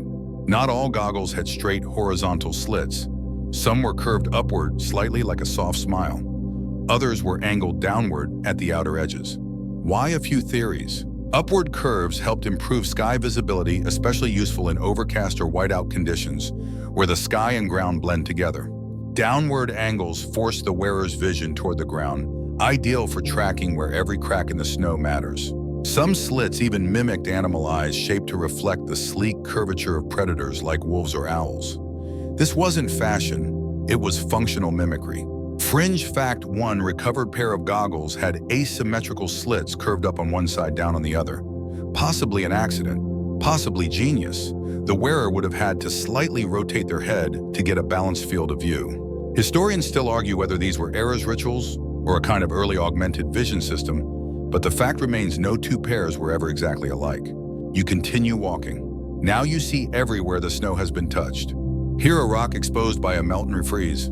There are bird tracks that begin abruptly, meaning it landed, not walked. In one spot, an indentation shaped like a crescent moon. You ask the elder what it is. He grins, where someone fell asleep. You blink. Really? He shrugs. Or just a good nap spot. You laugh, but you look closer. The dip is smooth, protected from the wind. You realize the snow there is slightly melted, then frozen again. Someone was here, and your goggles helped you see their ghost. You sit for lunch beside a stack of ice slab rocks where the wind passes over top instead of through. You take off your goggles for a moment just to feel the full force of the sun. It stings. You flinch, then put them right back on. The others laugh gently, not mockingly, just knowingly. You forget fast, the visitor says. Pain is memory, the elder adds. You nod and sip from your pouch. The world narrows again and settles into clarity. On the way back, you talk about goggles lost. Sometimes the visitor says you leave them behind, on purpose. You raise a brow. He explains some pairs carry sorrow, a lost hunt, a dead child, a storm survived alone. We bury those. You nod, not surprised, just moved. Your own goggles feel heavier again, but in a good way, not burden, earned. You think of your beads, blue for clarity, white for story, and wonder what bead this memory would be. Maybe silver, for empathy. Back in camp, you help build a drying rack for snow boots. You use twine bone pegs and driftwood strips. One child asks to use your goggles to measure straight. You smile and hand them over. He holds them at arm's length, then squints through the slit like a tiny surveyor. Perfect, he shouts. It's not, of course. The rack is lopsided. But he's learning, and you don't correct him. Because you're learning too. That evening, a blizzard comes. Not a fierce one. Just enough to flatten contrast and blur the edges of camp. The sky turns to wool. The snow falls soft but steady. You sit in your tent, goggles still in hand. You hold them to the light of the small fire. The slit glows, just faintly catching flame between its edges. It looks like a keyhole into another world. Maybe it is. You remember a phrase the elder told you early on when your first carving cracked? Goggles don't make you see, they make you choose what to see. Tonight you choose to see stillness. You lie back, eyes closed. Your goggles beside you. Your mind narrow as a slit, and just as clear. When you wake, the world is muffled. Outside your tent, snow stacks gently against the walls like someone tried to gift wrap the morning. The storm has settled into that strange Arctic hush, soft, deep, expectant. You dress in silence. No one calls you, no bells ring, but something tells you it's time to move. You don't even question it anymore. You reach for your goggles the way a monk might reach for prayer beads. Carefully, purposefully. You wipe them clean with the inside of your sleeve, tighten the sinew cord, and fit them to your face. The slit, now slightly familiar in your peripheral sense, feels like the precise size of calm. Outside, the snow is still falling, but it's not the violent kind. It floats, dances, shifts like thought. Visibility is low, but that's fine. You don't need to see everything, just what matters. You're helping gather driftwood today, yes, even in a snowstorm. There's a point to it, you're told. After big snows, light wood often resurfaces freed from beneath drifts or carried in by icy tides. It's a good day to find what was hidden. And it's the perfect day for goggles. The stormy light bounces everywhere, diffused and ghost-like. You'd be blind within minutes if you didn't have that narrow window of trust strapped across your face. You trudge down to the shore with a few others, each with their own pair of goggles, each pair telling a different story. One woman has slits lined with blackened soot, sharpening her contrast against white-on-white terrain. Another wears wood so pale it's nearly translucent. The slit cut just slightly off-center, compensating for a neck injury, you learn. You realize now every goggle is a solution to a personal problem, a design born of pain, trial, or insight. And every step you take down this ridge is made easier by a problem someone solved with a knife and a bone. Let's pause to talk polishing methods. Once a pair of goggles was carved and slit, it had to be refined. A raw slit was too sharp, too dry, too brittle. So Inuit carvers used a variety of tools to finish their work. Sinew and snow, a kind of natural sanding pad, run sinew cord along the slit's edge with packed snow for friction. Reed polishers, soft, flexible reeds dipped in seal oil and rubbed until the surface was glossy. Animal tongue. Yes, really. In some traditions, a dried animal tongue flattened and toughened was used as a fine polisher. Rough but precise. And here's the quirky bit. Some goggles were smoked over seal oil lamps to darken the slit interior, reducing internal reflection and giving the wearer a greater sense of depth perception. You wouldn't just see better, you'd feel the landscape differently. Historians still argue whether this was a widely taught practice or just an accidental innovation discovered by hungry carvers during long winters. Either way, it worked. Down at the shore, you start to spot shapes. Not wood at first, just not snow. An edge here, a curve there. Something slightly too smooth, too straight, too deliberate. The goggles help you scan quickly. You move your head in arcs, slicing the landscape into digestible pieces. And it works. You find your first piece, a thick chunk of driftwood, dark and damp with a knot like a closed eye. You lift it, heavy, useful. Then another, then another. Soon your sled is full. And so is your mind. You realize this is more than gathering. It's revealing. Every object you pull from the snow is something the storm tried to keep. And every time your goggles find one, it feels like you're rescuing memory. You return to camp quietly. Everyone has found something. Wood, rope, bone. One person brings back a bent spear tip, likely lost during a past migration. You sit with the group melting snow, fatigue goggles still on. No one removes theirs yet. Visibility hasn't improved. And maybe deep down, no one wants to. You realize the goggles have become more than a tool for protection. They're part of a posture, a way of facing the world with measured intention. They say I'm looking, but not for everything, just for the true things. That night, as the storm lifts and stars pierce the sky again, you find yourself sitting near the fire with your elder. He holds his goggles in his lap, not wearing them, just remembering them with his hands. "You've done well," he says softly. You nod. "Your goggles fit now." You pause. "They always did." He smiles. "No, you just thought they did." You look down at your pair. He's right. You grew into them. They didn't change. You did. And that's what they were waiting for. Before sleep, you adjust the sinew strap one last time. The fit is perfect now. Not because the slit changed, but because you know how to move with it. Your world is smaller, sharper, quieter, and somehow more honest. The sun is back the next morning, but it arrives like an apology. Gentle, slow, low in the sky. The storm has scoured the snow clean, smoothed it like the surface of a sleeping lake. Everything glows pink silver, a whisper of gold across the untouched drifts. You slip your goggles on, not just to protect your eyes, but to preserve this beauty from becoming too much. Because without them, it would be too bright, too endless, too everything. Behind the slit, you breathe easier. Today, the plan is a short trip upriver, a supply run to a neighboring camp. You'll be walking alongside a narrow water channel frozen thick with ice. There, where the land curves and shadows gather, the goggles will earn their keep. You adjust your strap, test the slit for fog, and go. As the group moves, you watch the snow. Not just for footprints or cracks, but for reflections. Because this is what most people don't realize: ice isn't white. It's blue, it's silver, it's mirror, and mirrors lie.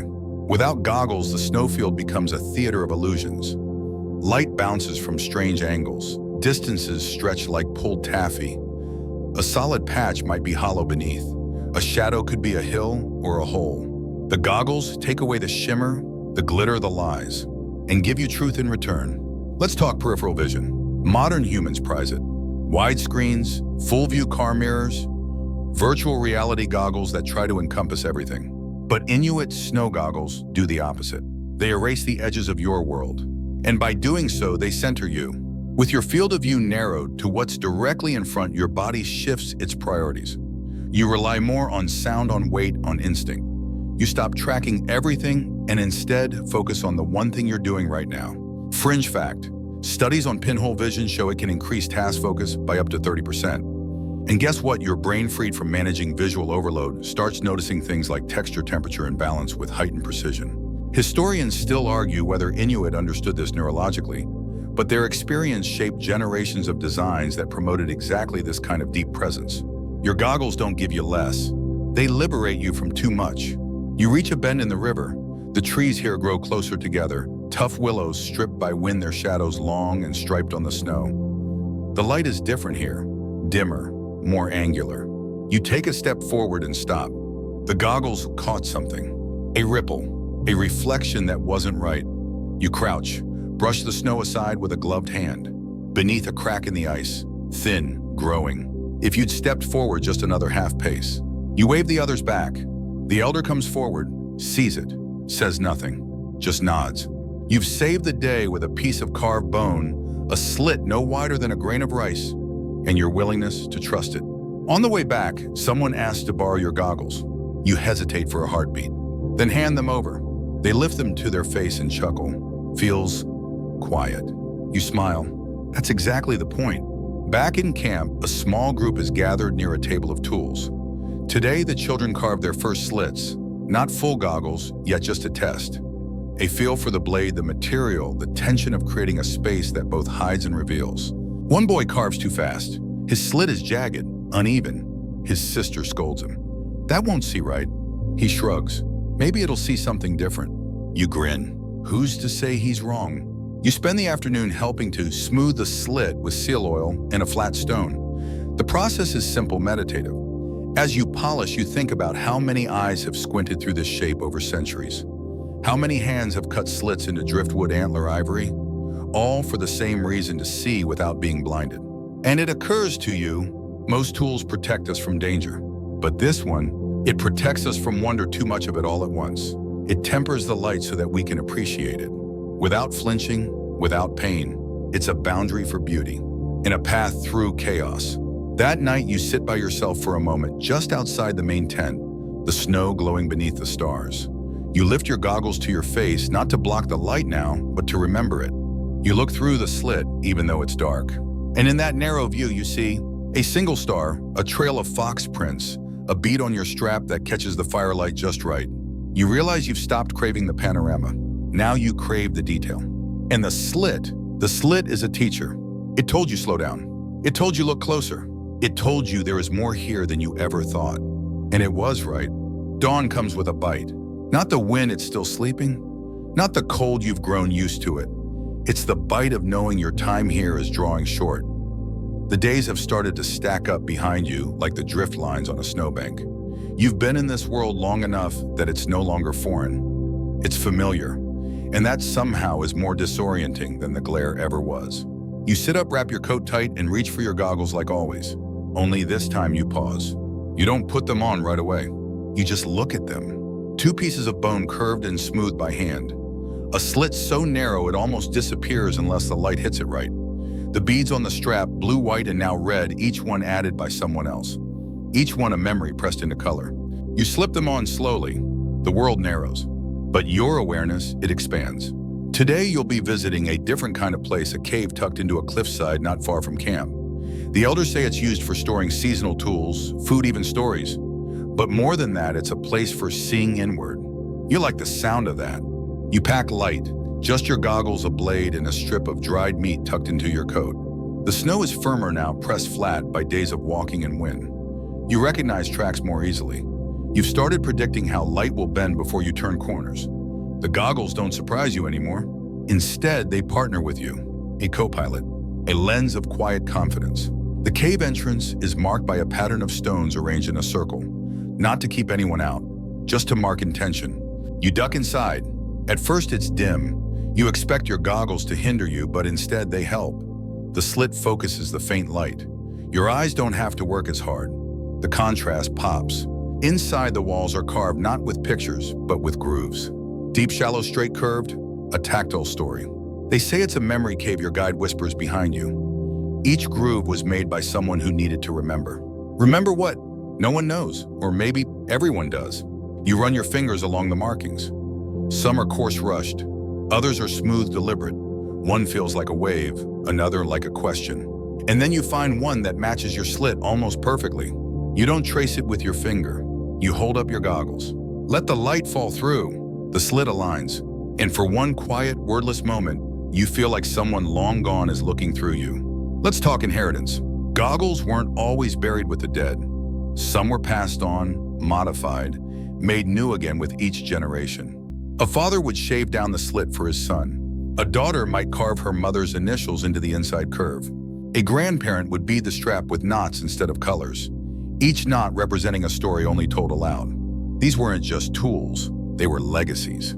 Fringe fact.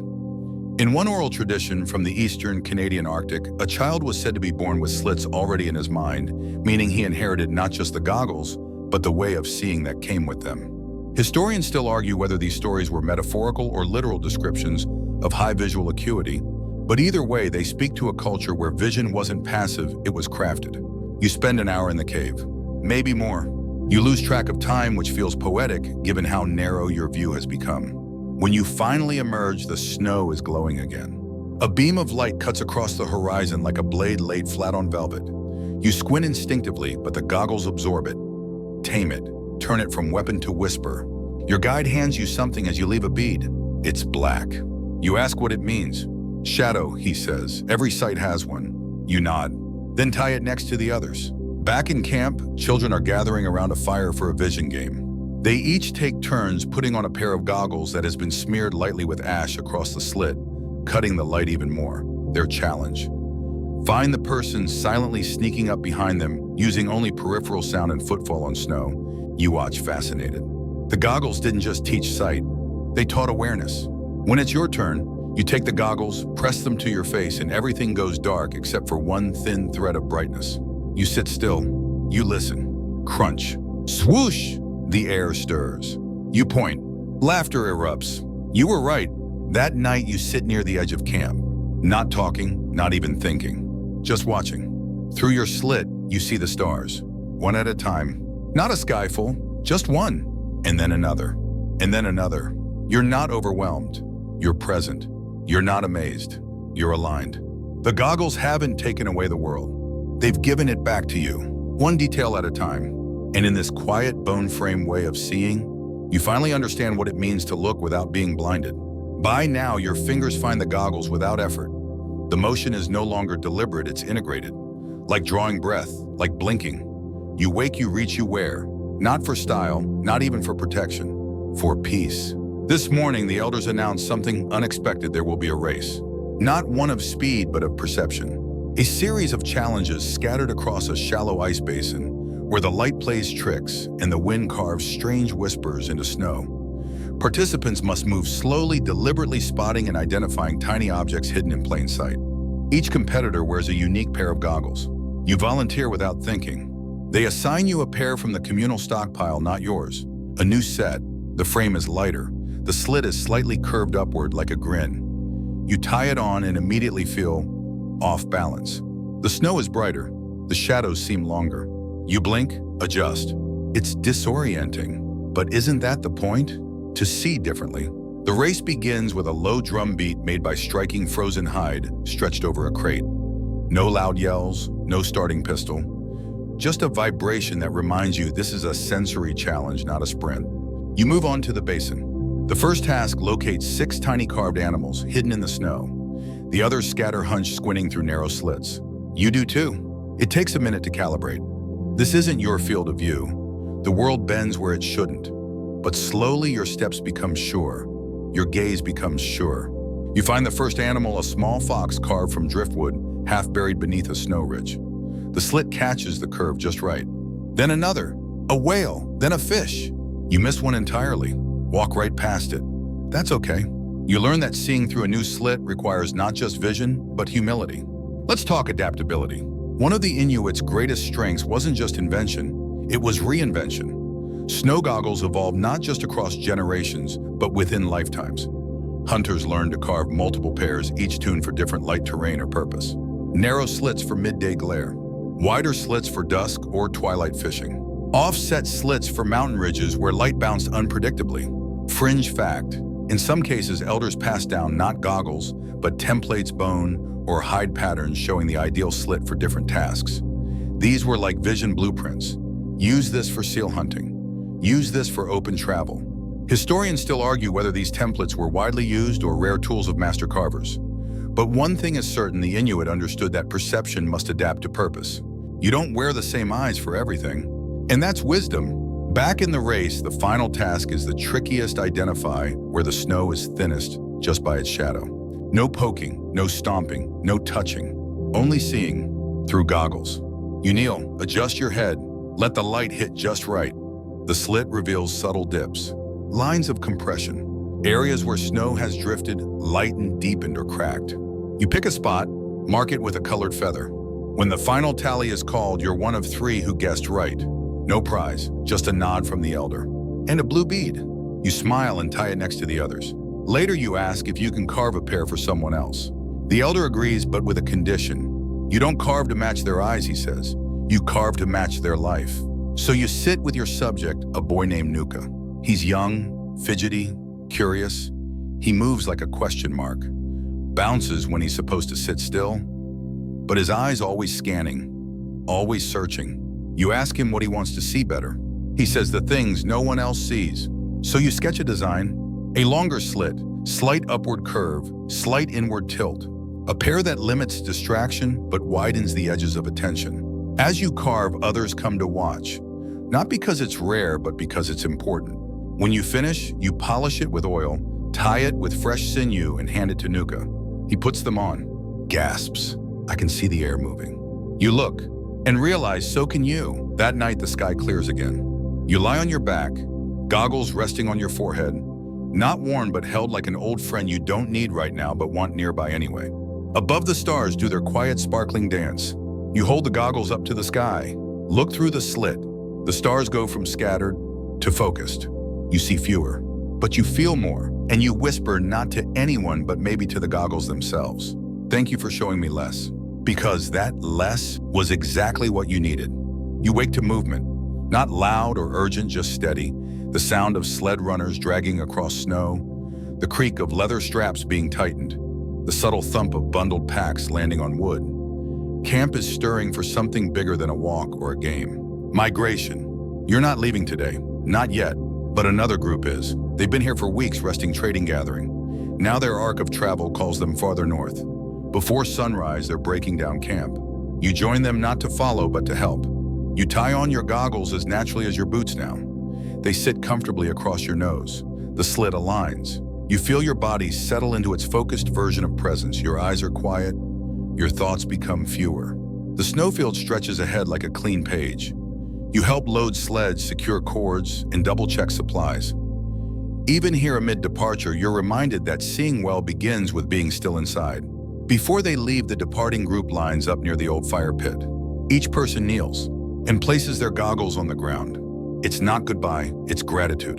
The elder explains softly, we honor the things that see for us.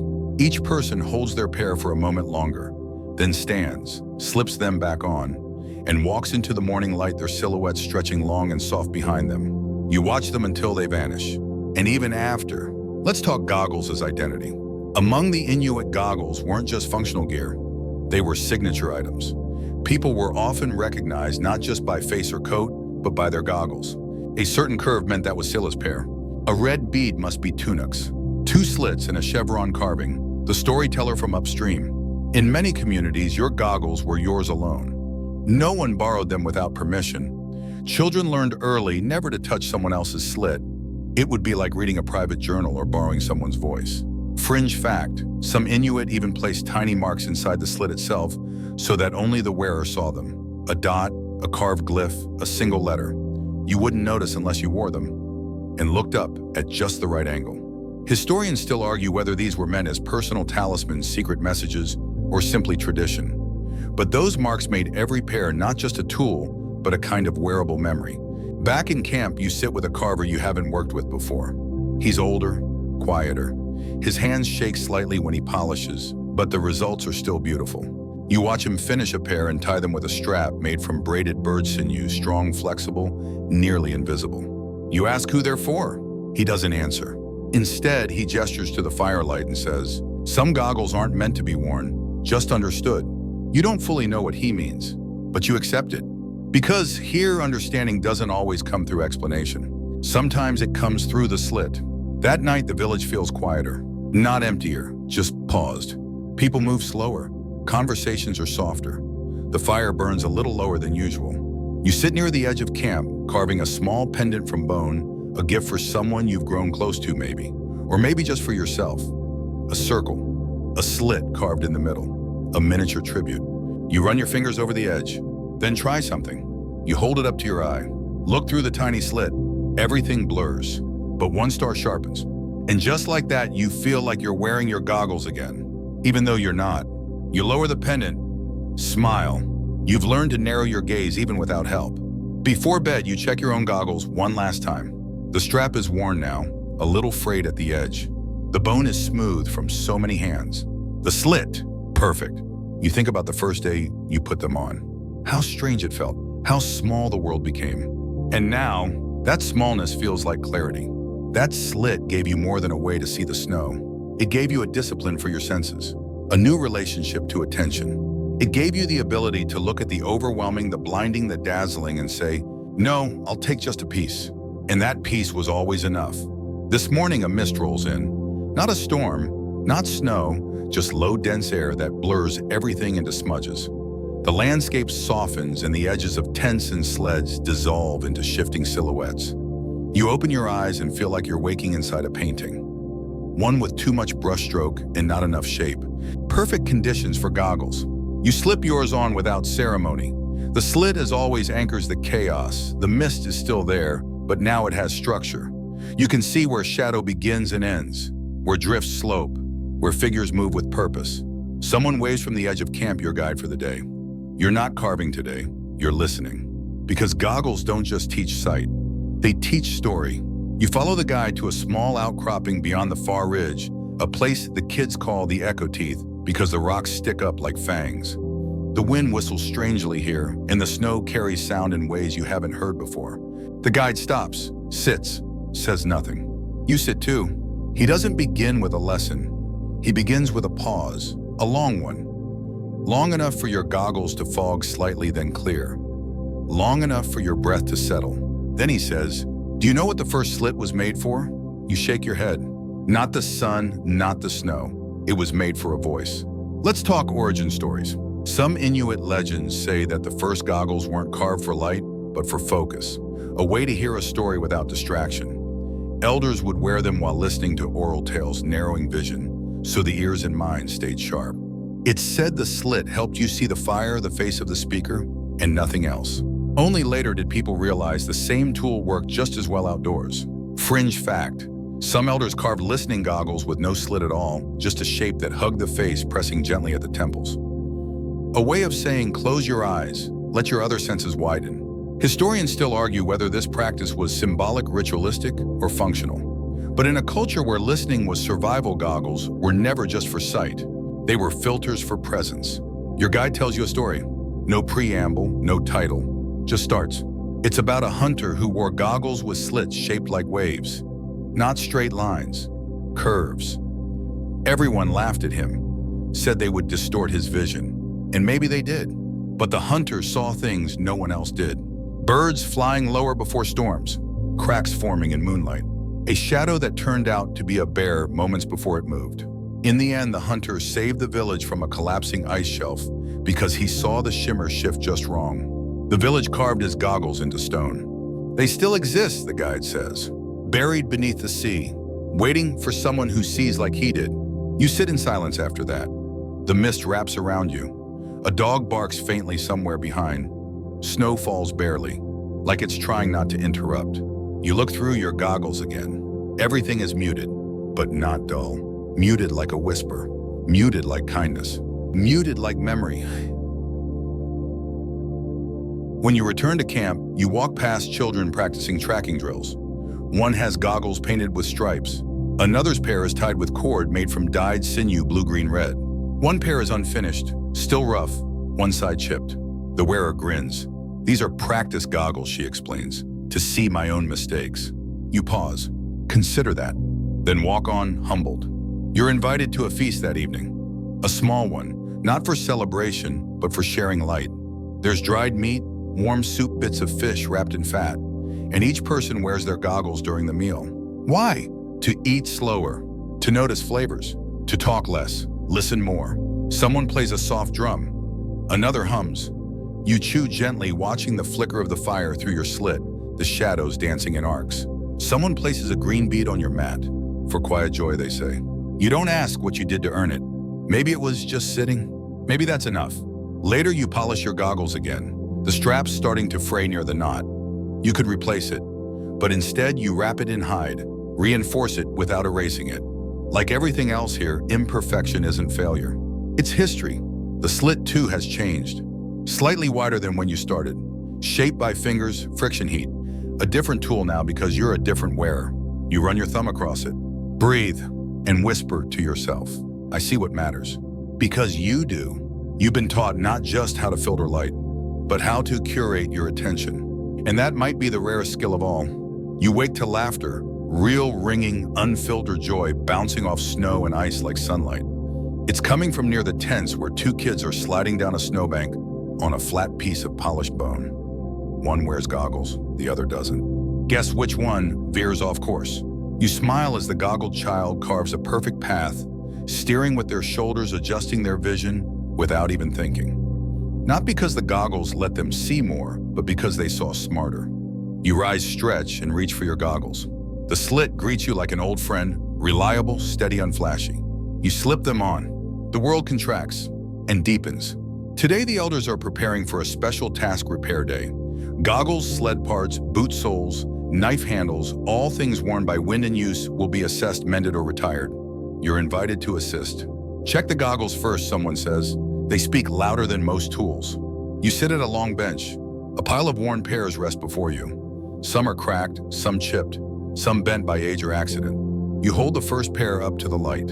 A fracture cuts across the slit, barely visible. But the way it bends the light, disorienting. Unfit for travel, an elder confirms, but maybe good for storm. You blink, storm. He nods. Sometimes broken vision sees what clear eyes can't. You set them aside, not useless, just repurposed. Let's talk secondary slits. In some advanced pairs, secondary slits were carved at oblique angles, narrower, shorter, nearly hidden. These were emergency sight lines for reading sky shadows or glimpsing your own sled dogs without turning your head. Some even had pinhole notches built into the top edge of the frame, barely wide enough to let in a thread of light. These weren't mistakes, they were early attempts at situational awareness, a primitive form of peripheral support. Fringe fact: one recovered pair in Greenland had a tiny mirrored stone set into the inside corner of the slit, possibly allowing the user to catch movement from behind or above. Historians still argue whether this was decorative or tactical, but either way it shows that Inuit eyewear wasn't primitive. It was modular. You continue inspecting. One pair has a burned edge too close to the oil lamp, maybe. The slit is intact, but the frame is warped. You offer to reshape it. You warm the bone gently over the fire, pressing it between two stones, timing the pressure just right. When it cools, it's straight again. The slit holds. Everyone nods. And you realize fixing sight is sacred work. You're not restoring a tool. You're restoring a relationship. That afternoon, you take your own goggles off, not to rest, but to feel the difference. The world is brilliant, painfully so. The sun reflects off every surface, stinging your eyes. Your vision blurs at the edges. You squint, turn away. Then you put the goggles back on. Relief, instantly. But not just for your eyes, for your mind. The chaos fades, your thoughts settle. You whisper thank you without meaning to. No one hears you, except maybe the goggles. Back at the bench, a child brings a pair held together with string and hope. I dropped them, she admits, on a rock. The slit is chipped, but it still works.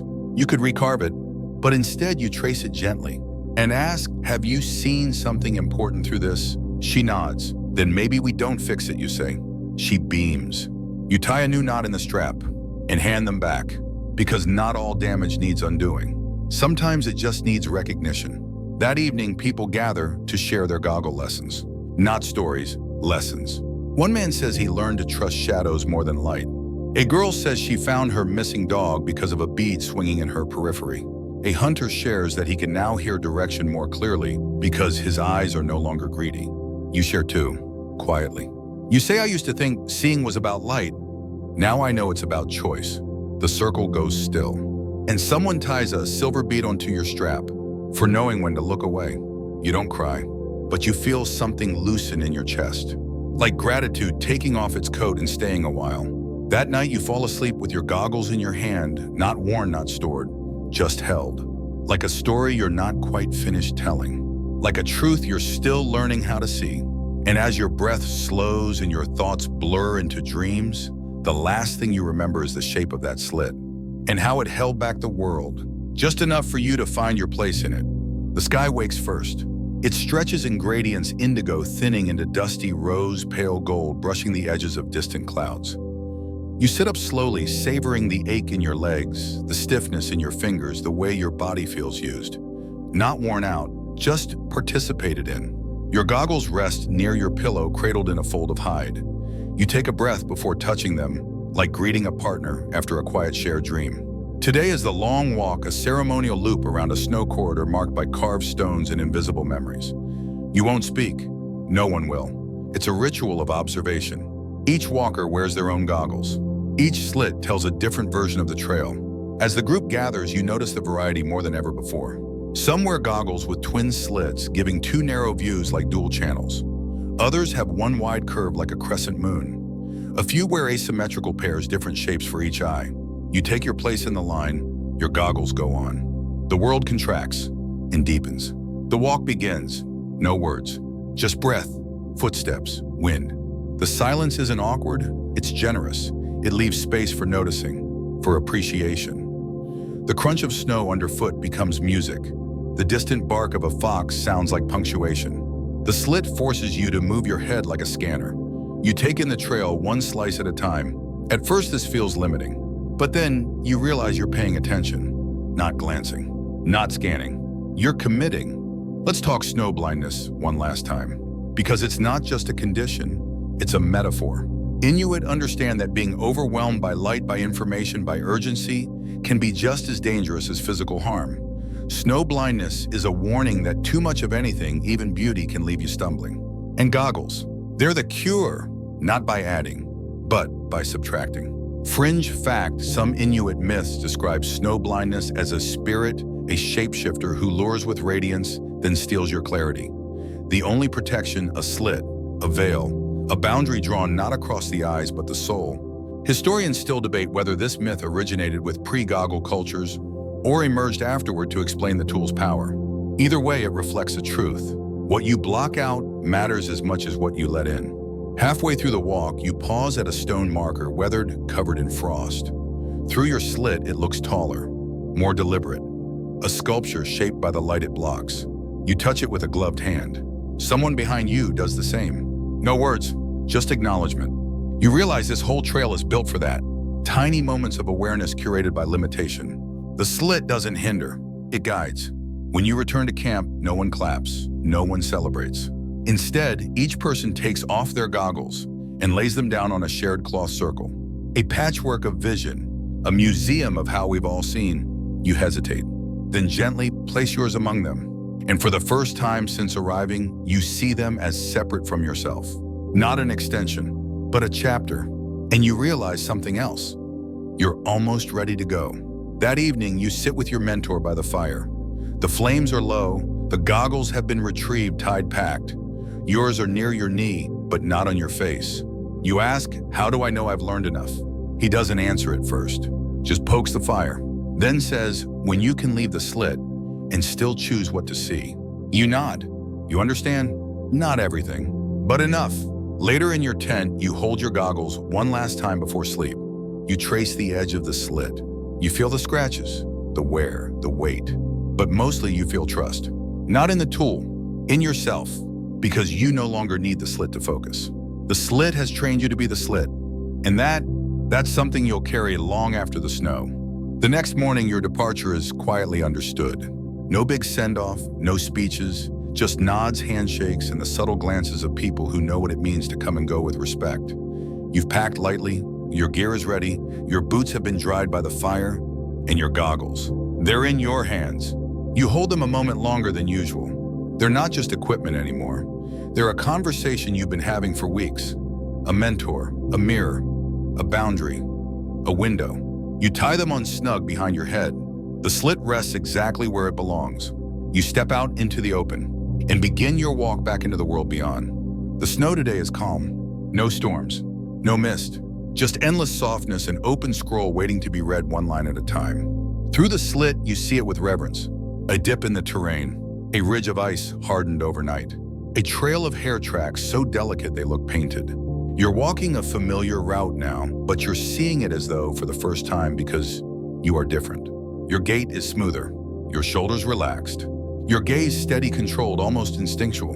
Where once you scanned in confusion, now you choose your attention with precision. This is what the goggles gave you. Not clarity of vision, clarity of intention. You stop at a bend in the trail. There, tucked under a shelf of snow, is a half-buried object. Wood. You kneel, brush it off. A broken frame. A slit cracked through the middle. A forgotten goggle. You lift it gently.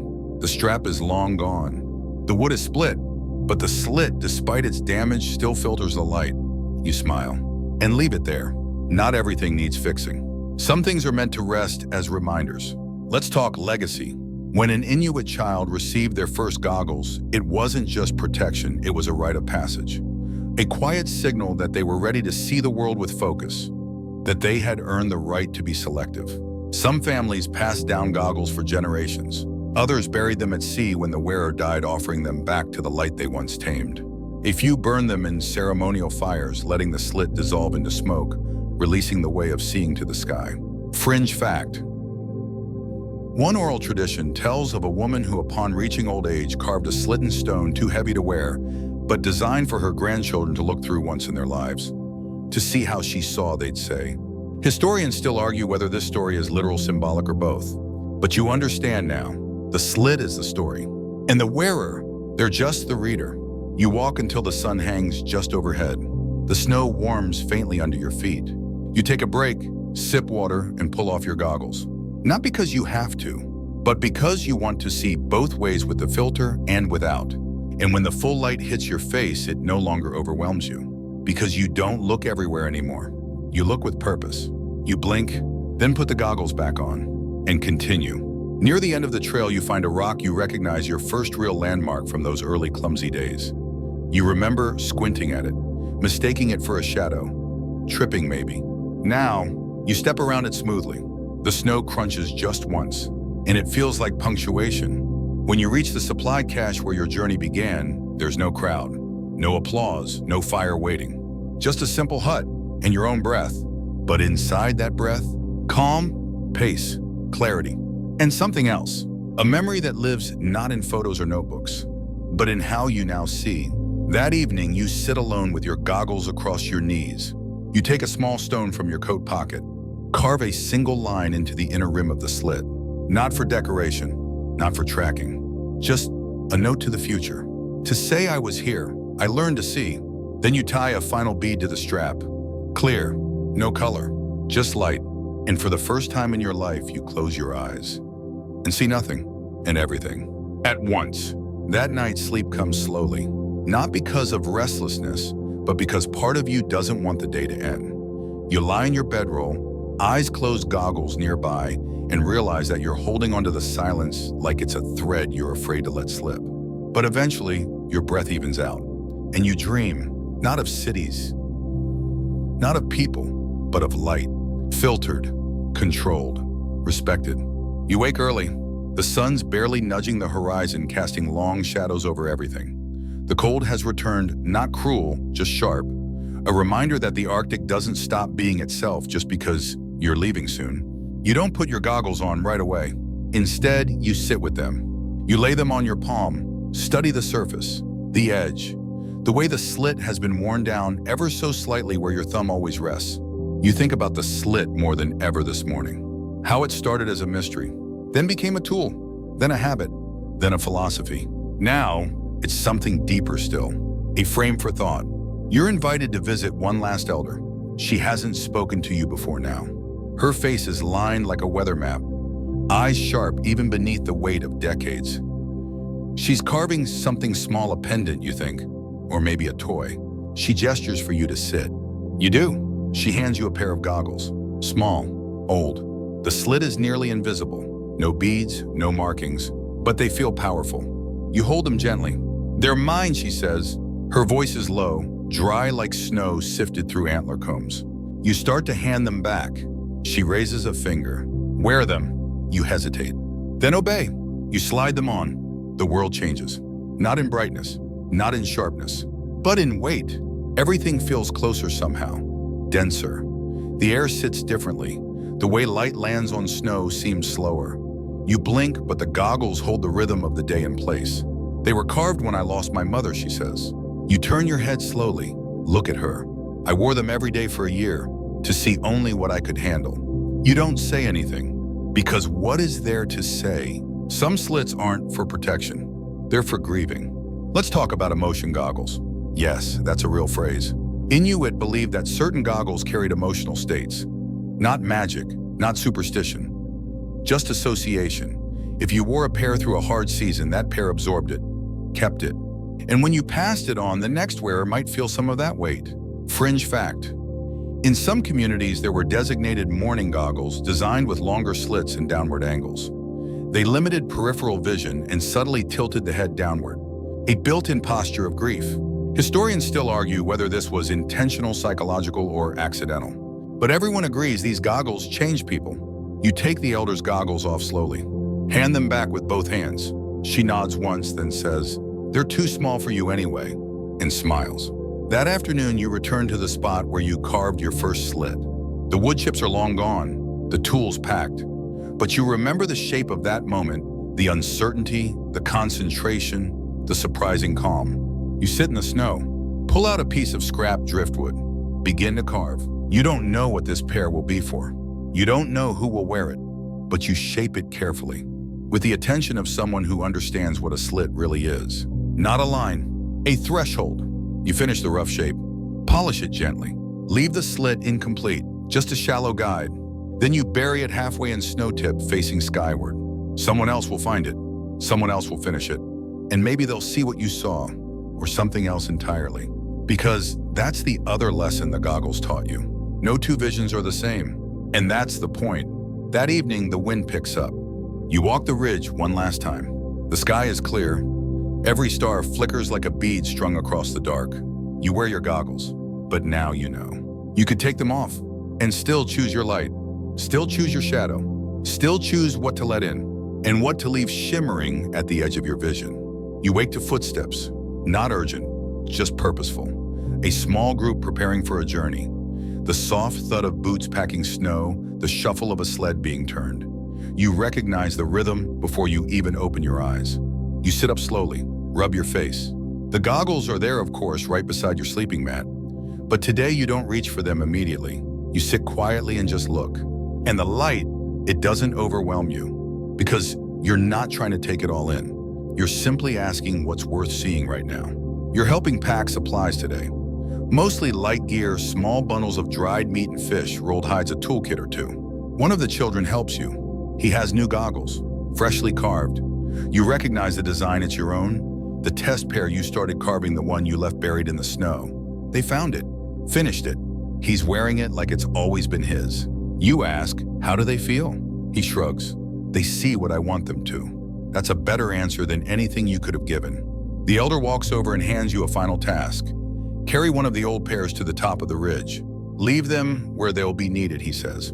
So you do. You slip them into a pouch climb, slowly scanning the snow through your own goggles this time, not for danger or beauty, but context. You find a place near a wind-sculpted stone tucked behind a snow ridge. It's quiet, sheltered, and somehow it feels like a place someone will come to look for help. You place the old goggles on the ground. Face up, slit forward, a gift for whoever walks the world with eyes wide and confused. Let this pair say, here's one way to see. Let's talk letting go. The Inuit never clung to their tools too tightly. When something had served its purpose, it was passed on, returned to nature, or transformed. Goggles weren't family heirlooms in the traditional sense. They were temporary companions, worn understood and then released, sometimes into burial, sometimes into fire, sometimes like today into the snow where the next traveler might find them and shape a new meaning from old wood. Fringe fact, there are records of certain hunters who would ceremonially unstring their goggles before a new chapter in life, leaving the slit intact but removing the strap, symbolizing that they no longer needed to hold onto that particular way of seeing. Historians still argue if this was practical or ritualistic, but the sentiment remains powerful. The view must evolve, and so must the viewer. Back in camp, the final meal is served. It's simple. Broth, fish, a few berries. You eat slowly, surrounded by quiet. People are talking softly, but no one is in a hurry. One woman ties a clear bead to your wrist. For vision without goggles, she says. You nod. You understand. Later, you sit one last time with your mentor. He hands you something folded in hide, a small polished bone carved with a single slit. Not a wearable goggle, just a charm. A symbol. You turn it in your hands, hold it up to the light. The slit lets in the tiniest thread of brightness. And somehow it's enough. I don't need it, you say. He smiles. Exactly. That night before sleep, you take off your goggles and place them beside your mat. You untie the strap gently, lay it flat, smooth it like a page of a finished book. You think about every step you've taken in them, every silence they helped you hear, every shimmer they helped you ignore, every shadow they taught you to trust. And then you whisper softly, thank you for narrowing my world. Not because small is better, but because intentional is everything. Outside, the snow continues to fall. You lie down. No goggles, no fear. Just the gentle glow of snowlight filtering into the tent, and your own eyes learning again how to see without being overwhelmed. You rise with purpose. No hesitation, no fumbling for layers, no wondering what the day holds. You know, today you leave, not in mourning, not in haste, but in honor. The kind of departure that doesn't close a chapter, but leaves it gently propped open. You gather your things in silence. The others help in small ways. A child passes your pack. Someone ties a final loop in your sled cord. No one says goodbye. Because here, departure is not distance, it's transition. Your goggles are the last thing you touch. You lift them, feel their shape settle in your palm. Your fingers instinctively trace the slit like reading Braille written by experience. You don't tie them on yet. Instead, you hold them out resting in both hands like an offering. You've worn these across snowfields into mist through laughter and loss. You've looked through them in silence, in ceremony, and solitude. They have framed your vision so fully that you now carry their focus even without them. You finally place them on your face. The strap tightens, and the world clicks into that comforting, narrow clarity. The first hour of your journey is quiet, not empty, just still. The snow behaves, the wind stays low. You recognize paths from weeks ago, but this time you see how they've changed. Slight shifts in drift, a collapse here, a new rise there. Nothing is static here, not even memory. But your goggles, they hold. They hold your discipline, your patience, your lens. Midday brings a subtle challenge: sun halos, a trick of ice crystals in the air. The sun glows with a ring around it, faint, eerie, mesmerizing. Most people would stare. Most people have. But you don't. Your goggles cut the dazzle. The slit doesn't just filter the light, it denies the temptation to look too long to be seduced by spectacle. You keep walking. And because you do, you see what the others might have missed: a crack forming along a snowbank, the edge thinning with each warm gust. You veer right, safe, because you chose truth over distraction. Let's talk sun halos and optical illusions. The Arctic is full of them. Ice halos, false horizons, sundogs that appear beside the sun like twin stars, light pillars that rise from nowhere, all caused by light bending through ice crystals. Beautiful, yes. Deadly also, yes. Hunters knew this, and goggles weren't just protection, they were filters of deception. Fringe fact. In some stories, snow goggles were called truth masks, not because they hid your face, but because they hid the lie of light. There are even whispered tales of elders who could tell what kind of illusion they were seeing just by the shape of the glow through their slit. Historians still debate if these were intuitive guesses or refined skills. But either way, the lesson stands. Don't trust every shimmer. Later that day, you reach a clearing where the ice groans. You pause. Listen. The slit focuses your sight downward. You scan. You spot the faintest of shifts, ice swelling like a chest-taking breath. You take another path. Not faster, but truer. And when the wind kicks up swirling snow across your path, you don't panic. You move your head in practice arcs, letting the world come to you one sliver at a time. Your progress is slower, but more confident, and far more yours. As dusk nears, you find shelter near a stone outcropping. No fire, just rest. You sit back against rock, snow piled around your boots. You take off your goggles and hold them in your lap. The sky blooms violet above you. You blink. It's strange to see everything again. The full breadth, the color, the shimmer, but it doesn't overwhelm you anymore. Because your mind is still wearing the slit, still choosing what matters, still letting go of what doesn't. You open your pack, pull out a soft cloth, wrap the goggles, not tightly, but like a note folded carefully, waiting to be reread. You don't put them away, not yet. Instead, you rest them on your chest and lean back. The stars gather, the wind hushes, and you no longer just a traveler, no longer just a guest, are a person who has learned how to see less, and by doing so, understand more. The next morning, you wake not to a sound, but to an awareness. It's time. Not in the dramatic Final Quest sense, just time. The kind of knowledge your body carries when it's aligned with the rhythm of place of path of purpose. You sit up, stretch, and instead of reaching for your goggles immediately, you lie still for a while and watch the world with bare eyes. There's a purity to it, a rawness. The sky isn't filtered. The snow doesn't hide its harshness. Every shimmer is loud, every edge is sharp, and yet you're not overwhelmed. Because you're no longer looking with hunger, you're looking with discernment.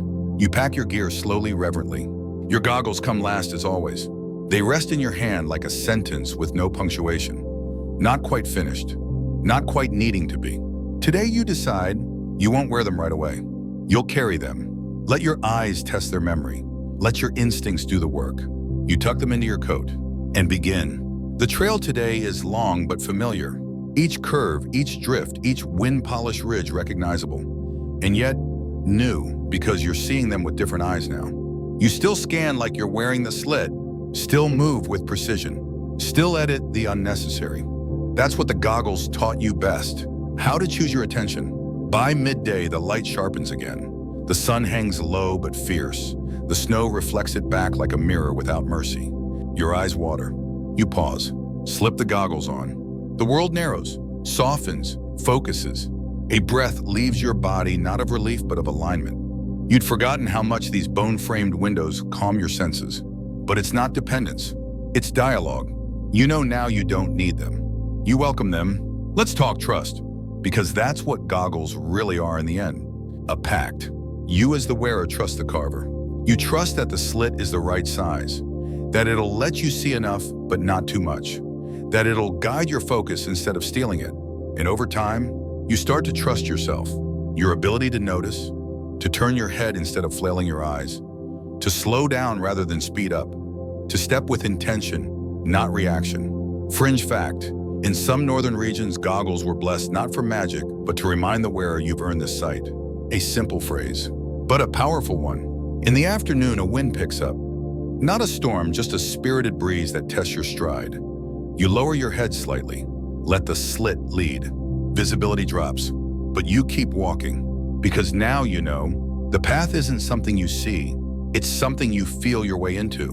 By sunset, you arrive at a familiar cluster of rocks, your first landmark when you started this journey so many sections ago.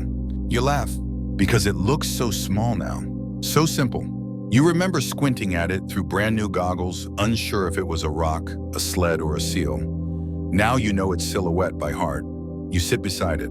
Take off your goggles, place them on the rock, and stare at them. Not as a tool, as a timeline. Every scratch a lesson, every beat a story, every slit a choice you made. That evening in your final camp, you eat alone beneath the stars. Not lonely, just contained.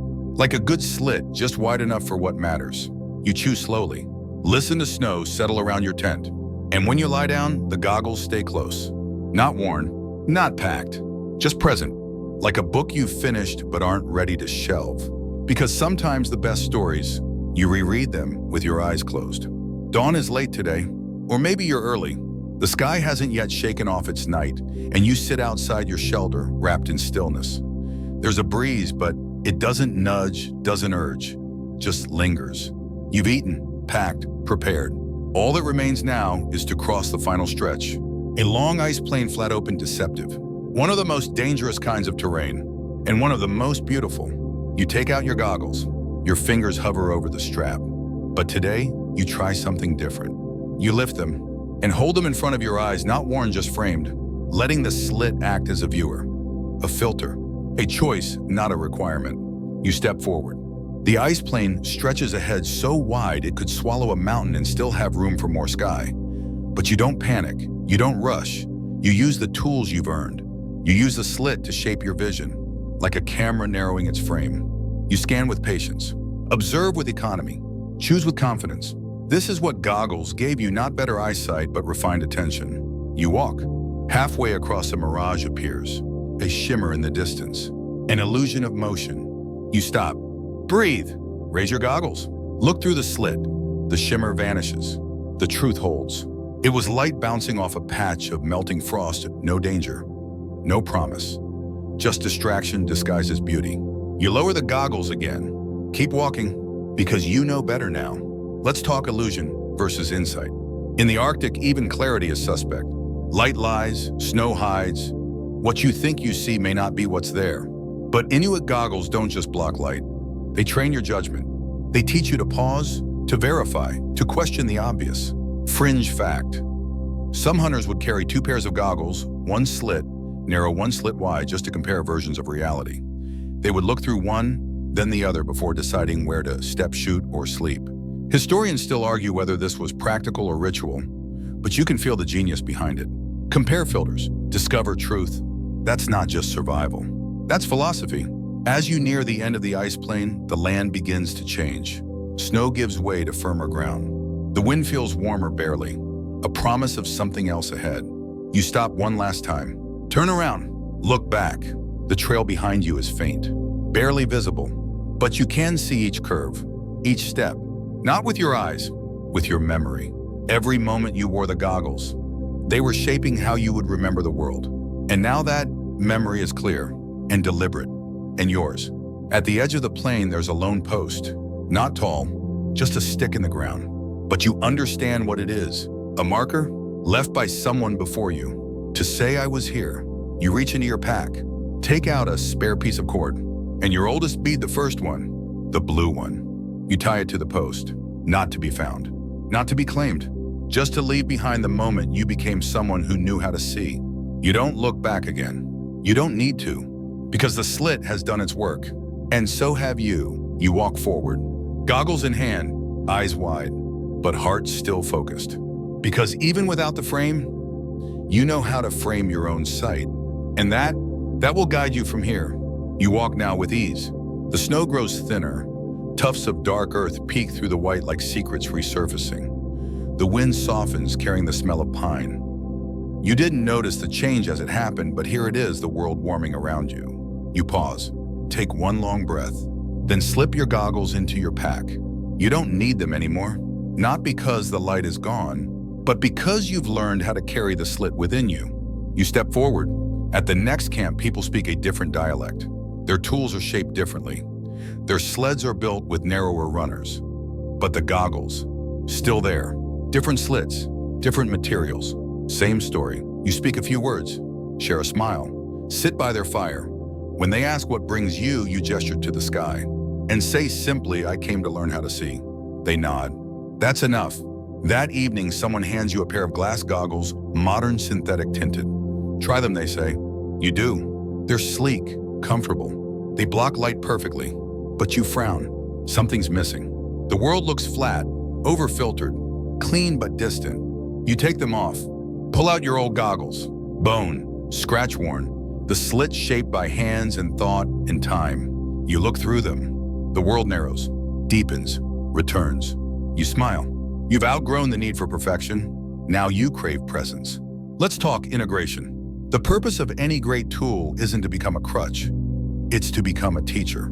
Snow goggles were never meant to do the work for you. They were meant to train your perception, to build habits of attention, to carve slowly a slit into your mind so that even when you aren't wearing them, you still look with intention. Fringe fact: some elders claimed that they could still see through the slit even after going blind.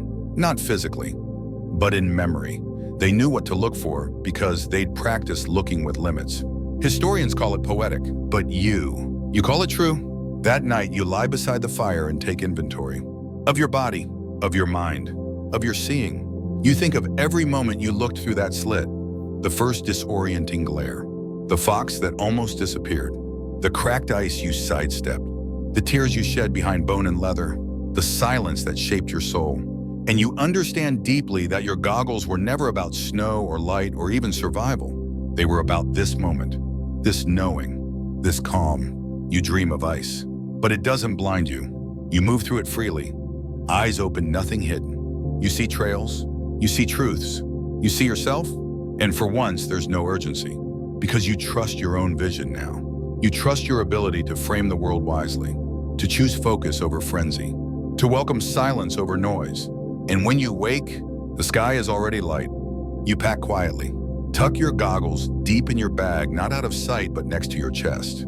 And as you step into the brightness of the day, no pain comes, no flinch, no fear, just you, seeing clearly through everything. You stand at the edge of a forest now, just beyond the snowfields, where the wind calms and trees begin to speak again. The world here is darker, yes, but richer, textured. Layers of bark of scent of life you can feel more than you see. The transition is quiet, but inside you something shifts. You reach into your pack and pull out the goggles, not to wear them, just to hold them one last time. You sit beneath a tree where the snow is thin and the earth breathes warm beneath the roots. You lay the goggles across your knees and watch the way sunlight flickers through the canopy, landing on their frame in broken patterns. The slit catches a single beam, just one, and it lands perfectly on your hand like a thread of knowing. You trace the beadwork blue, white, red, green, silver, clear. Each one earned, each one a memory, each one a choice, because that's what the goggles taught you best. Not how to see, but how to decide what's worth seeing. You sit for a while longer, long enough for the light to shift, long enough for the air to change, long enough to know you won't wear them again, not because you won't need them, but because now you know how to build the slit inside yourself. And when the time comes, you'll know how to shape it. You reach into your coat and pull out one last bead. It's small, iridescent, the color of sunlight on fresh snow.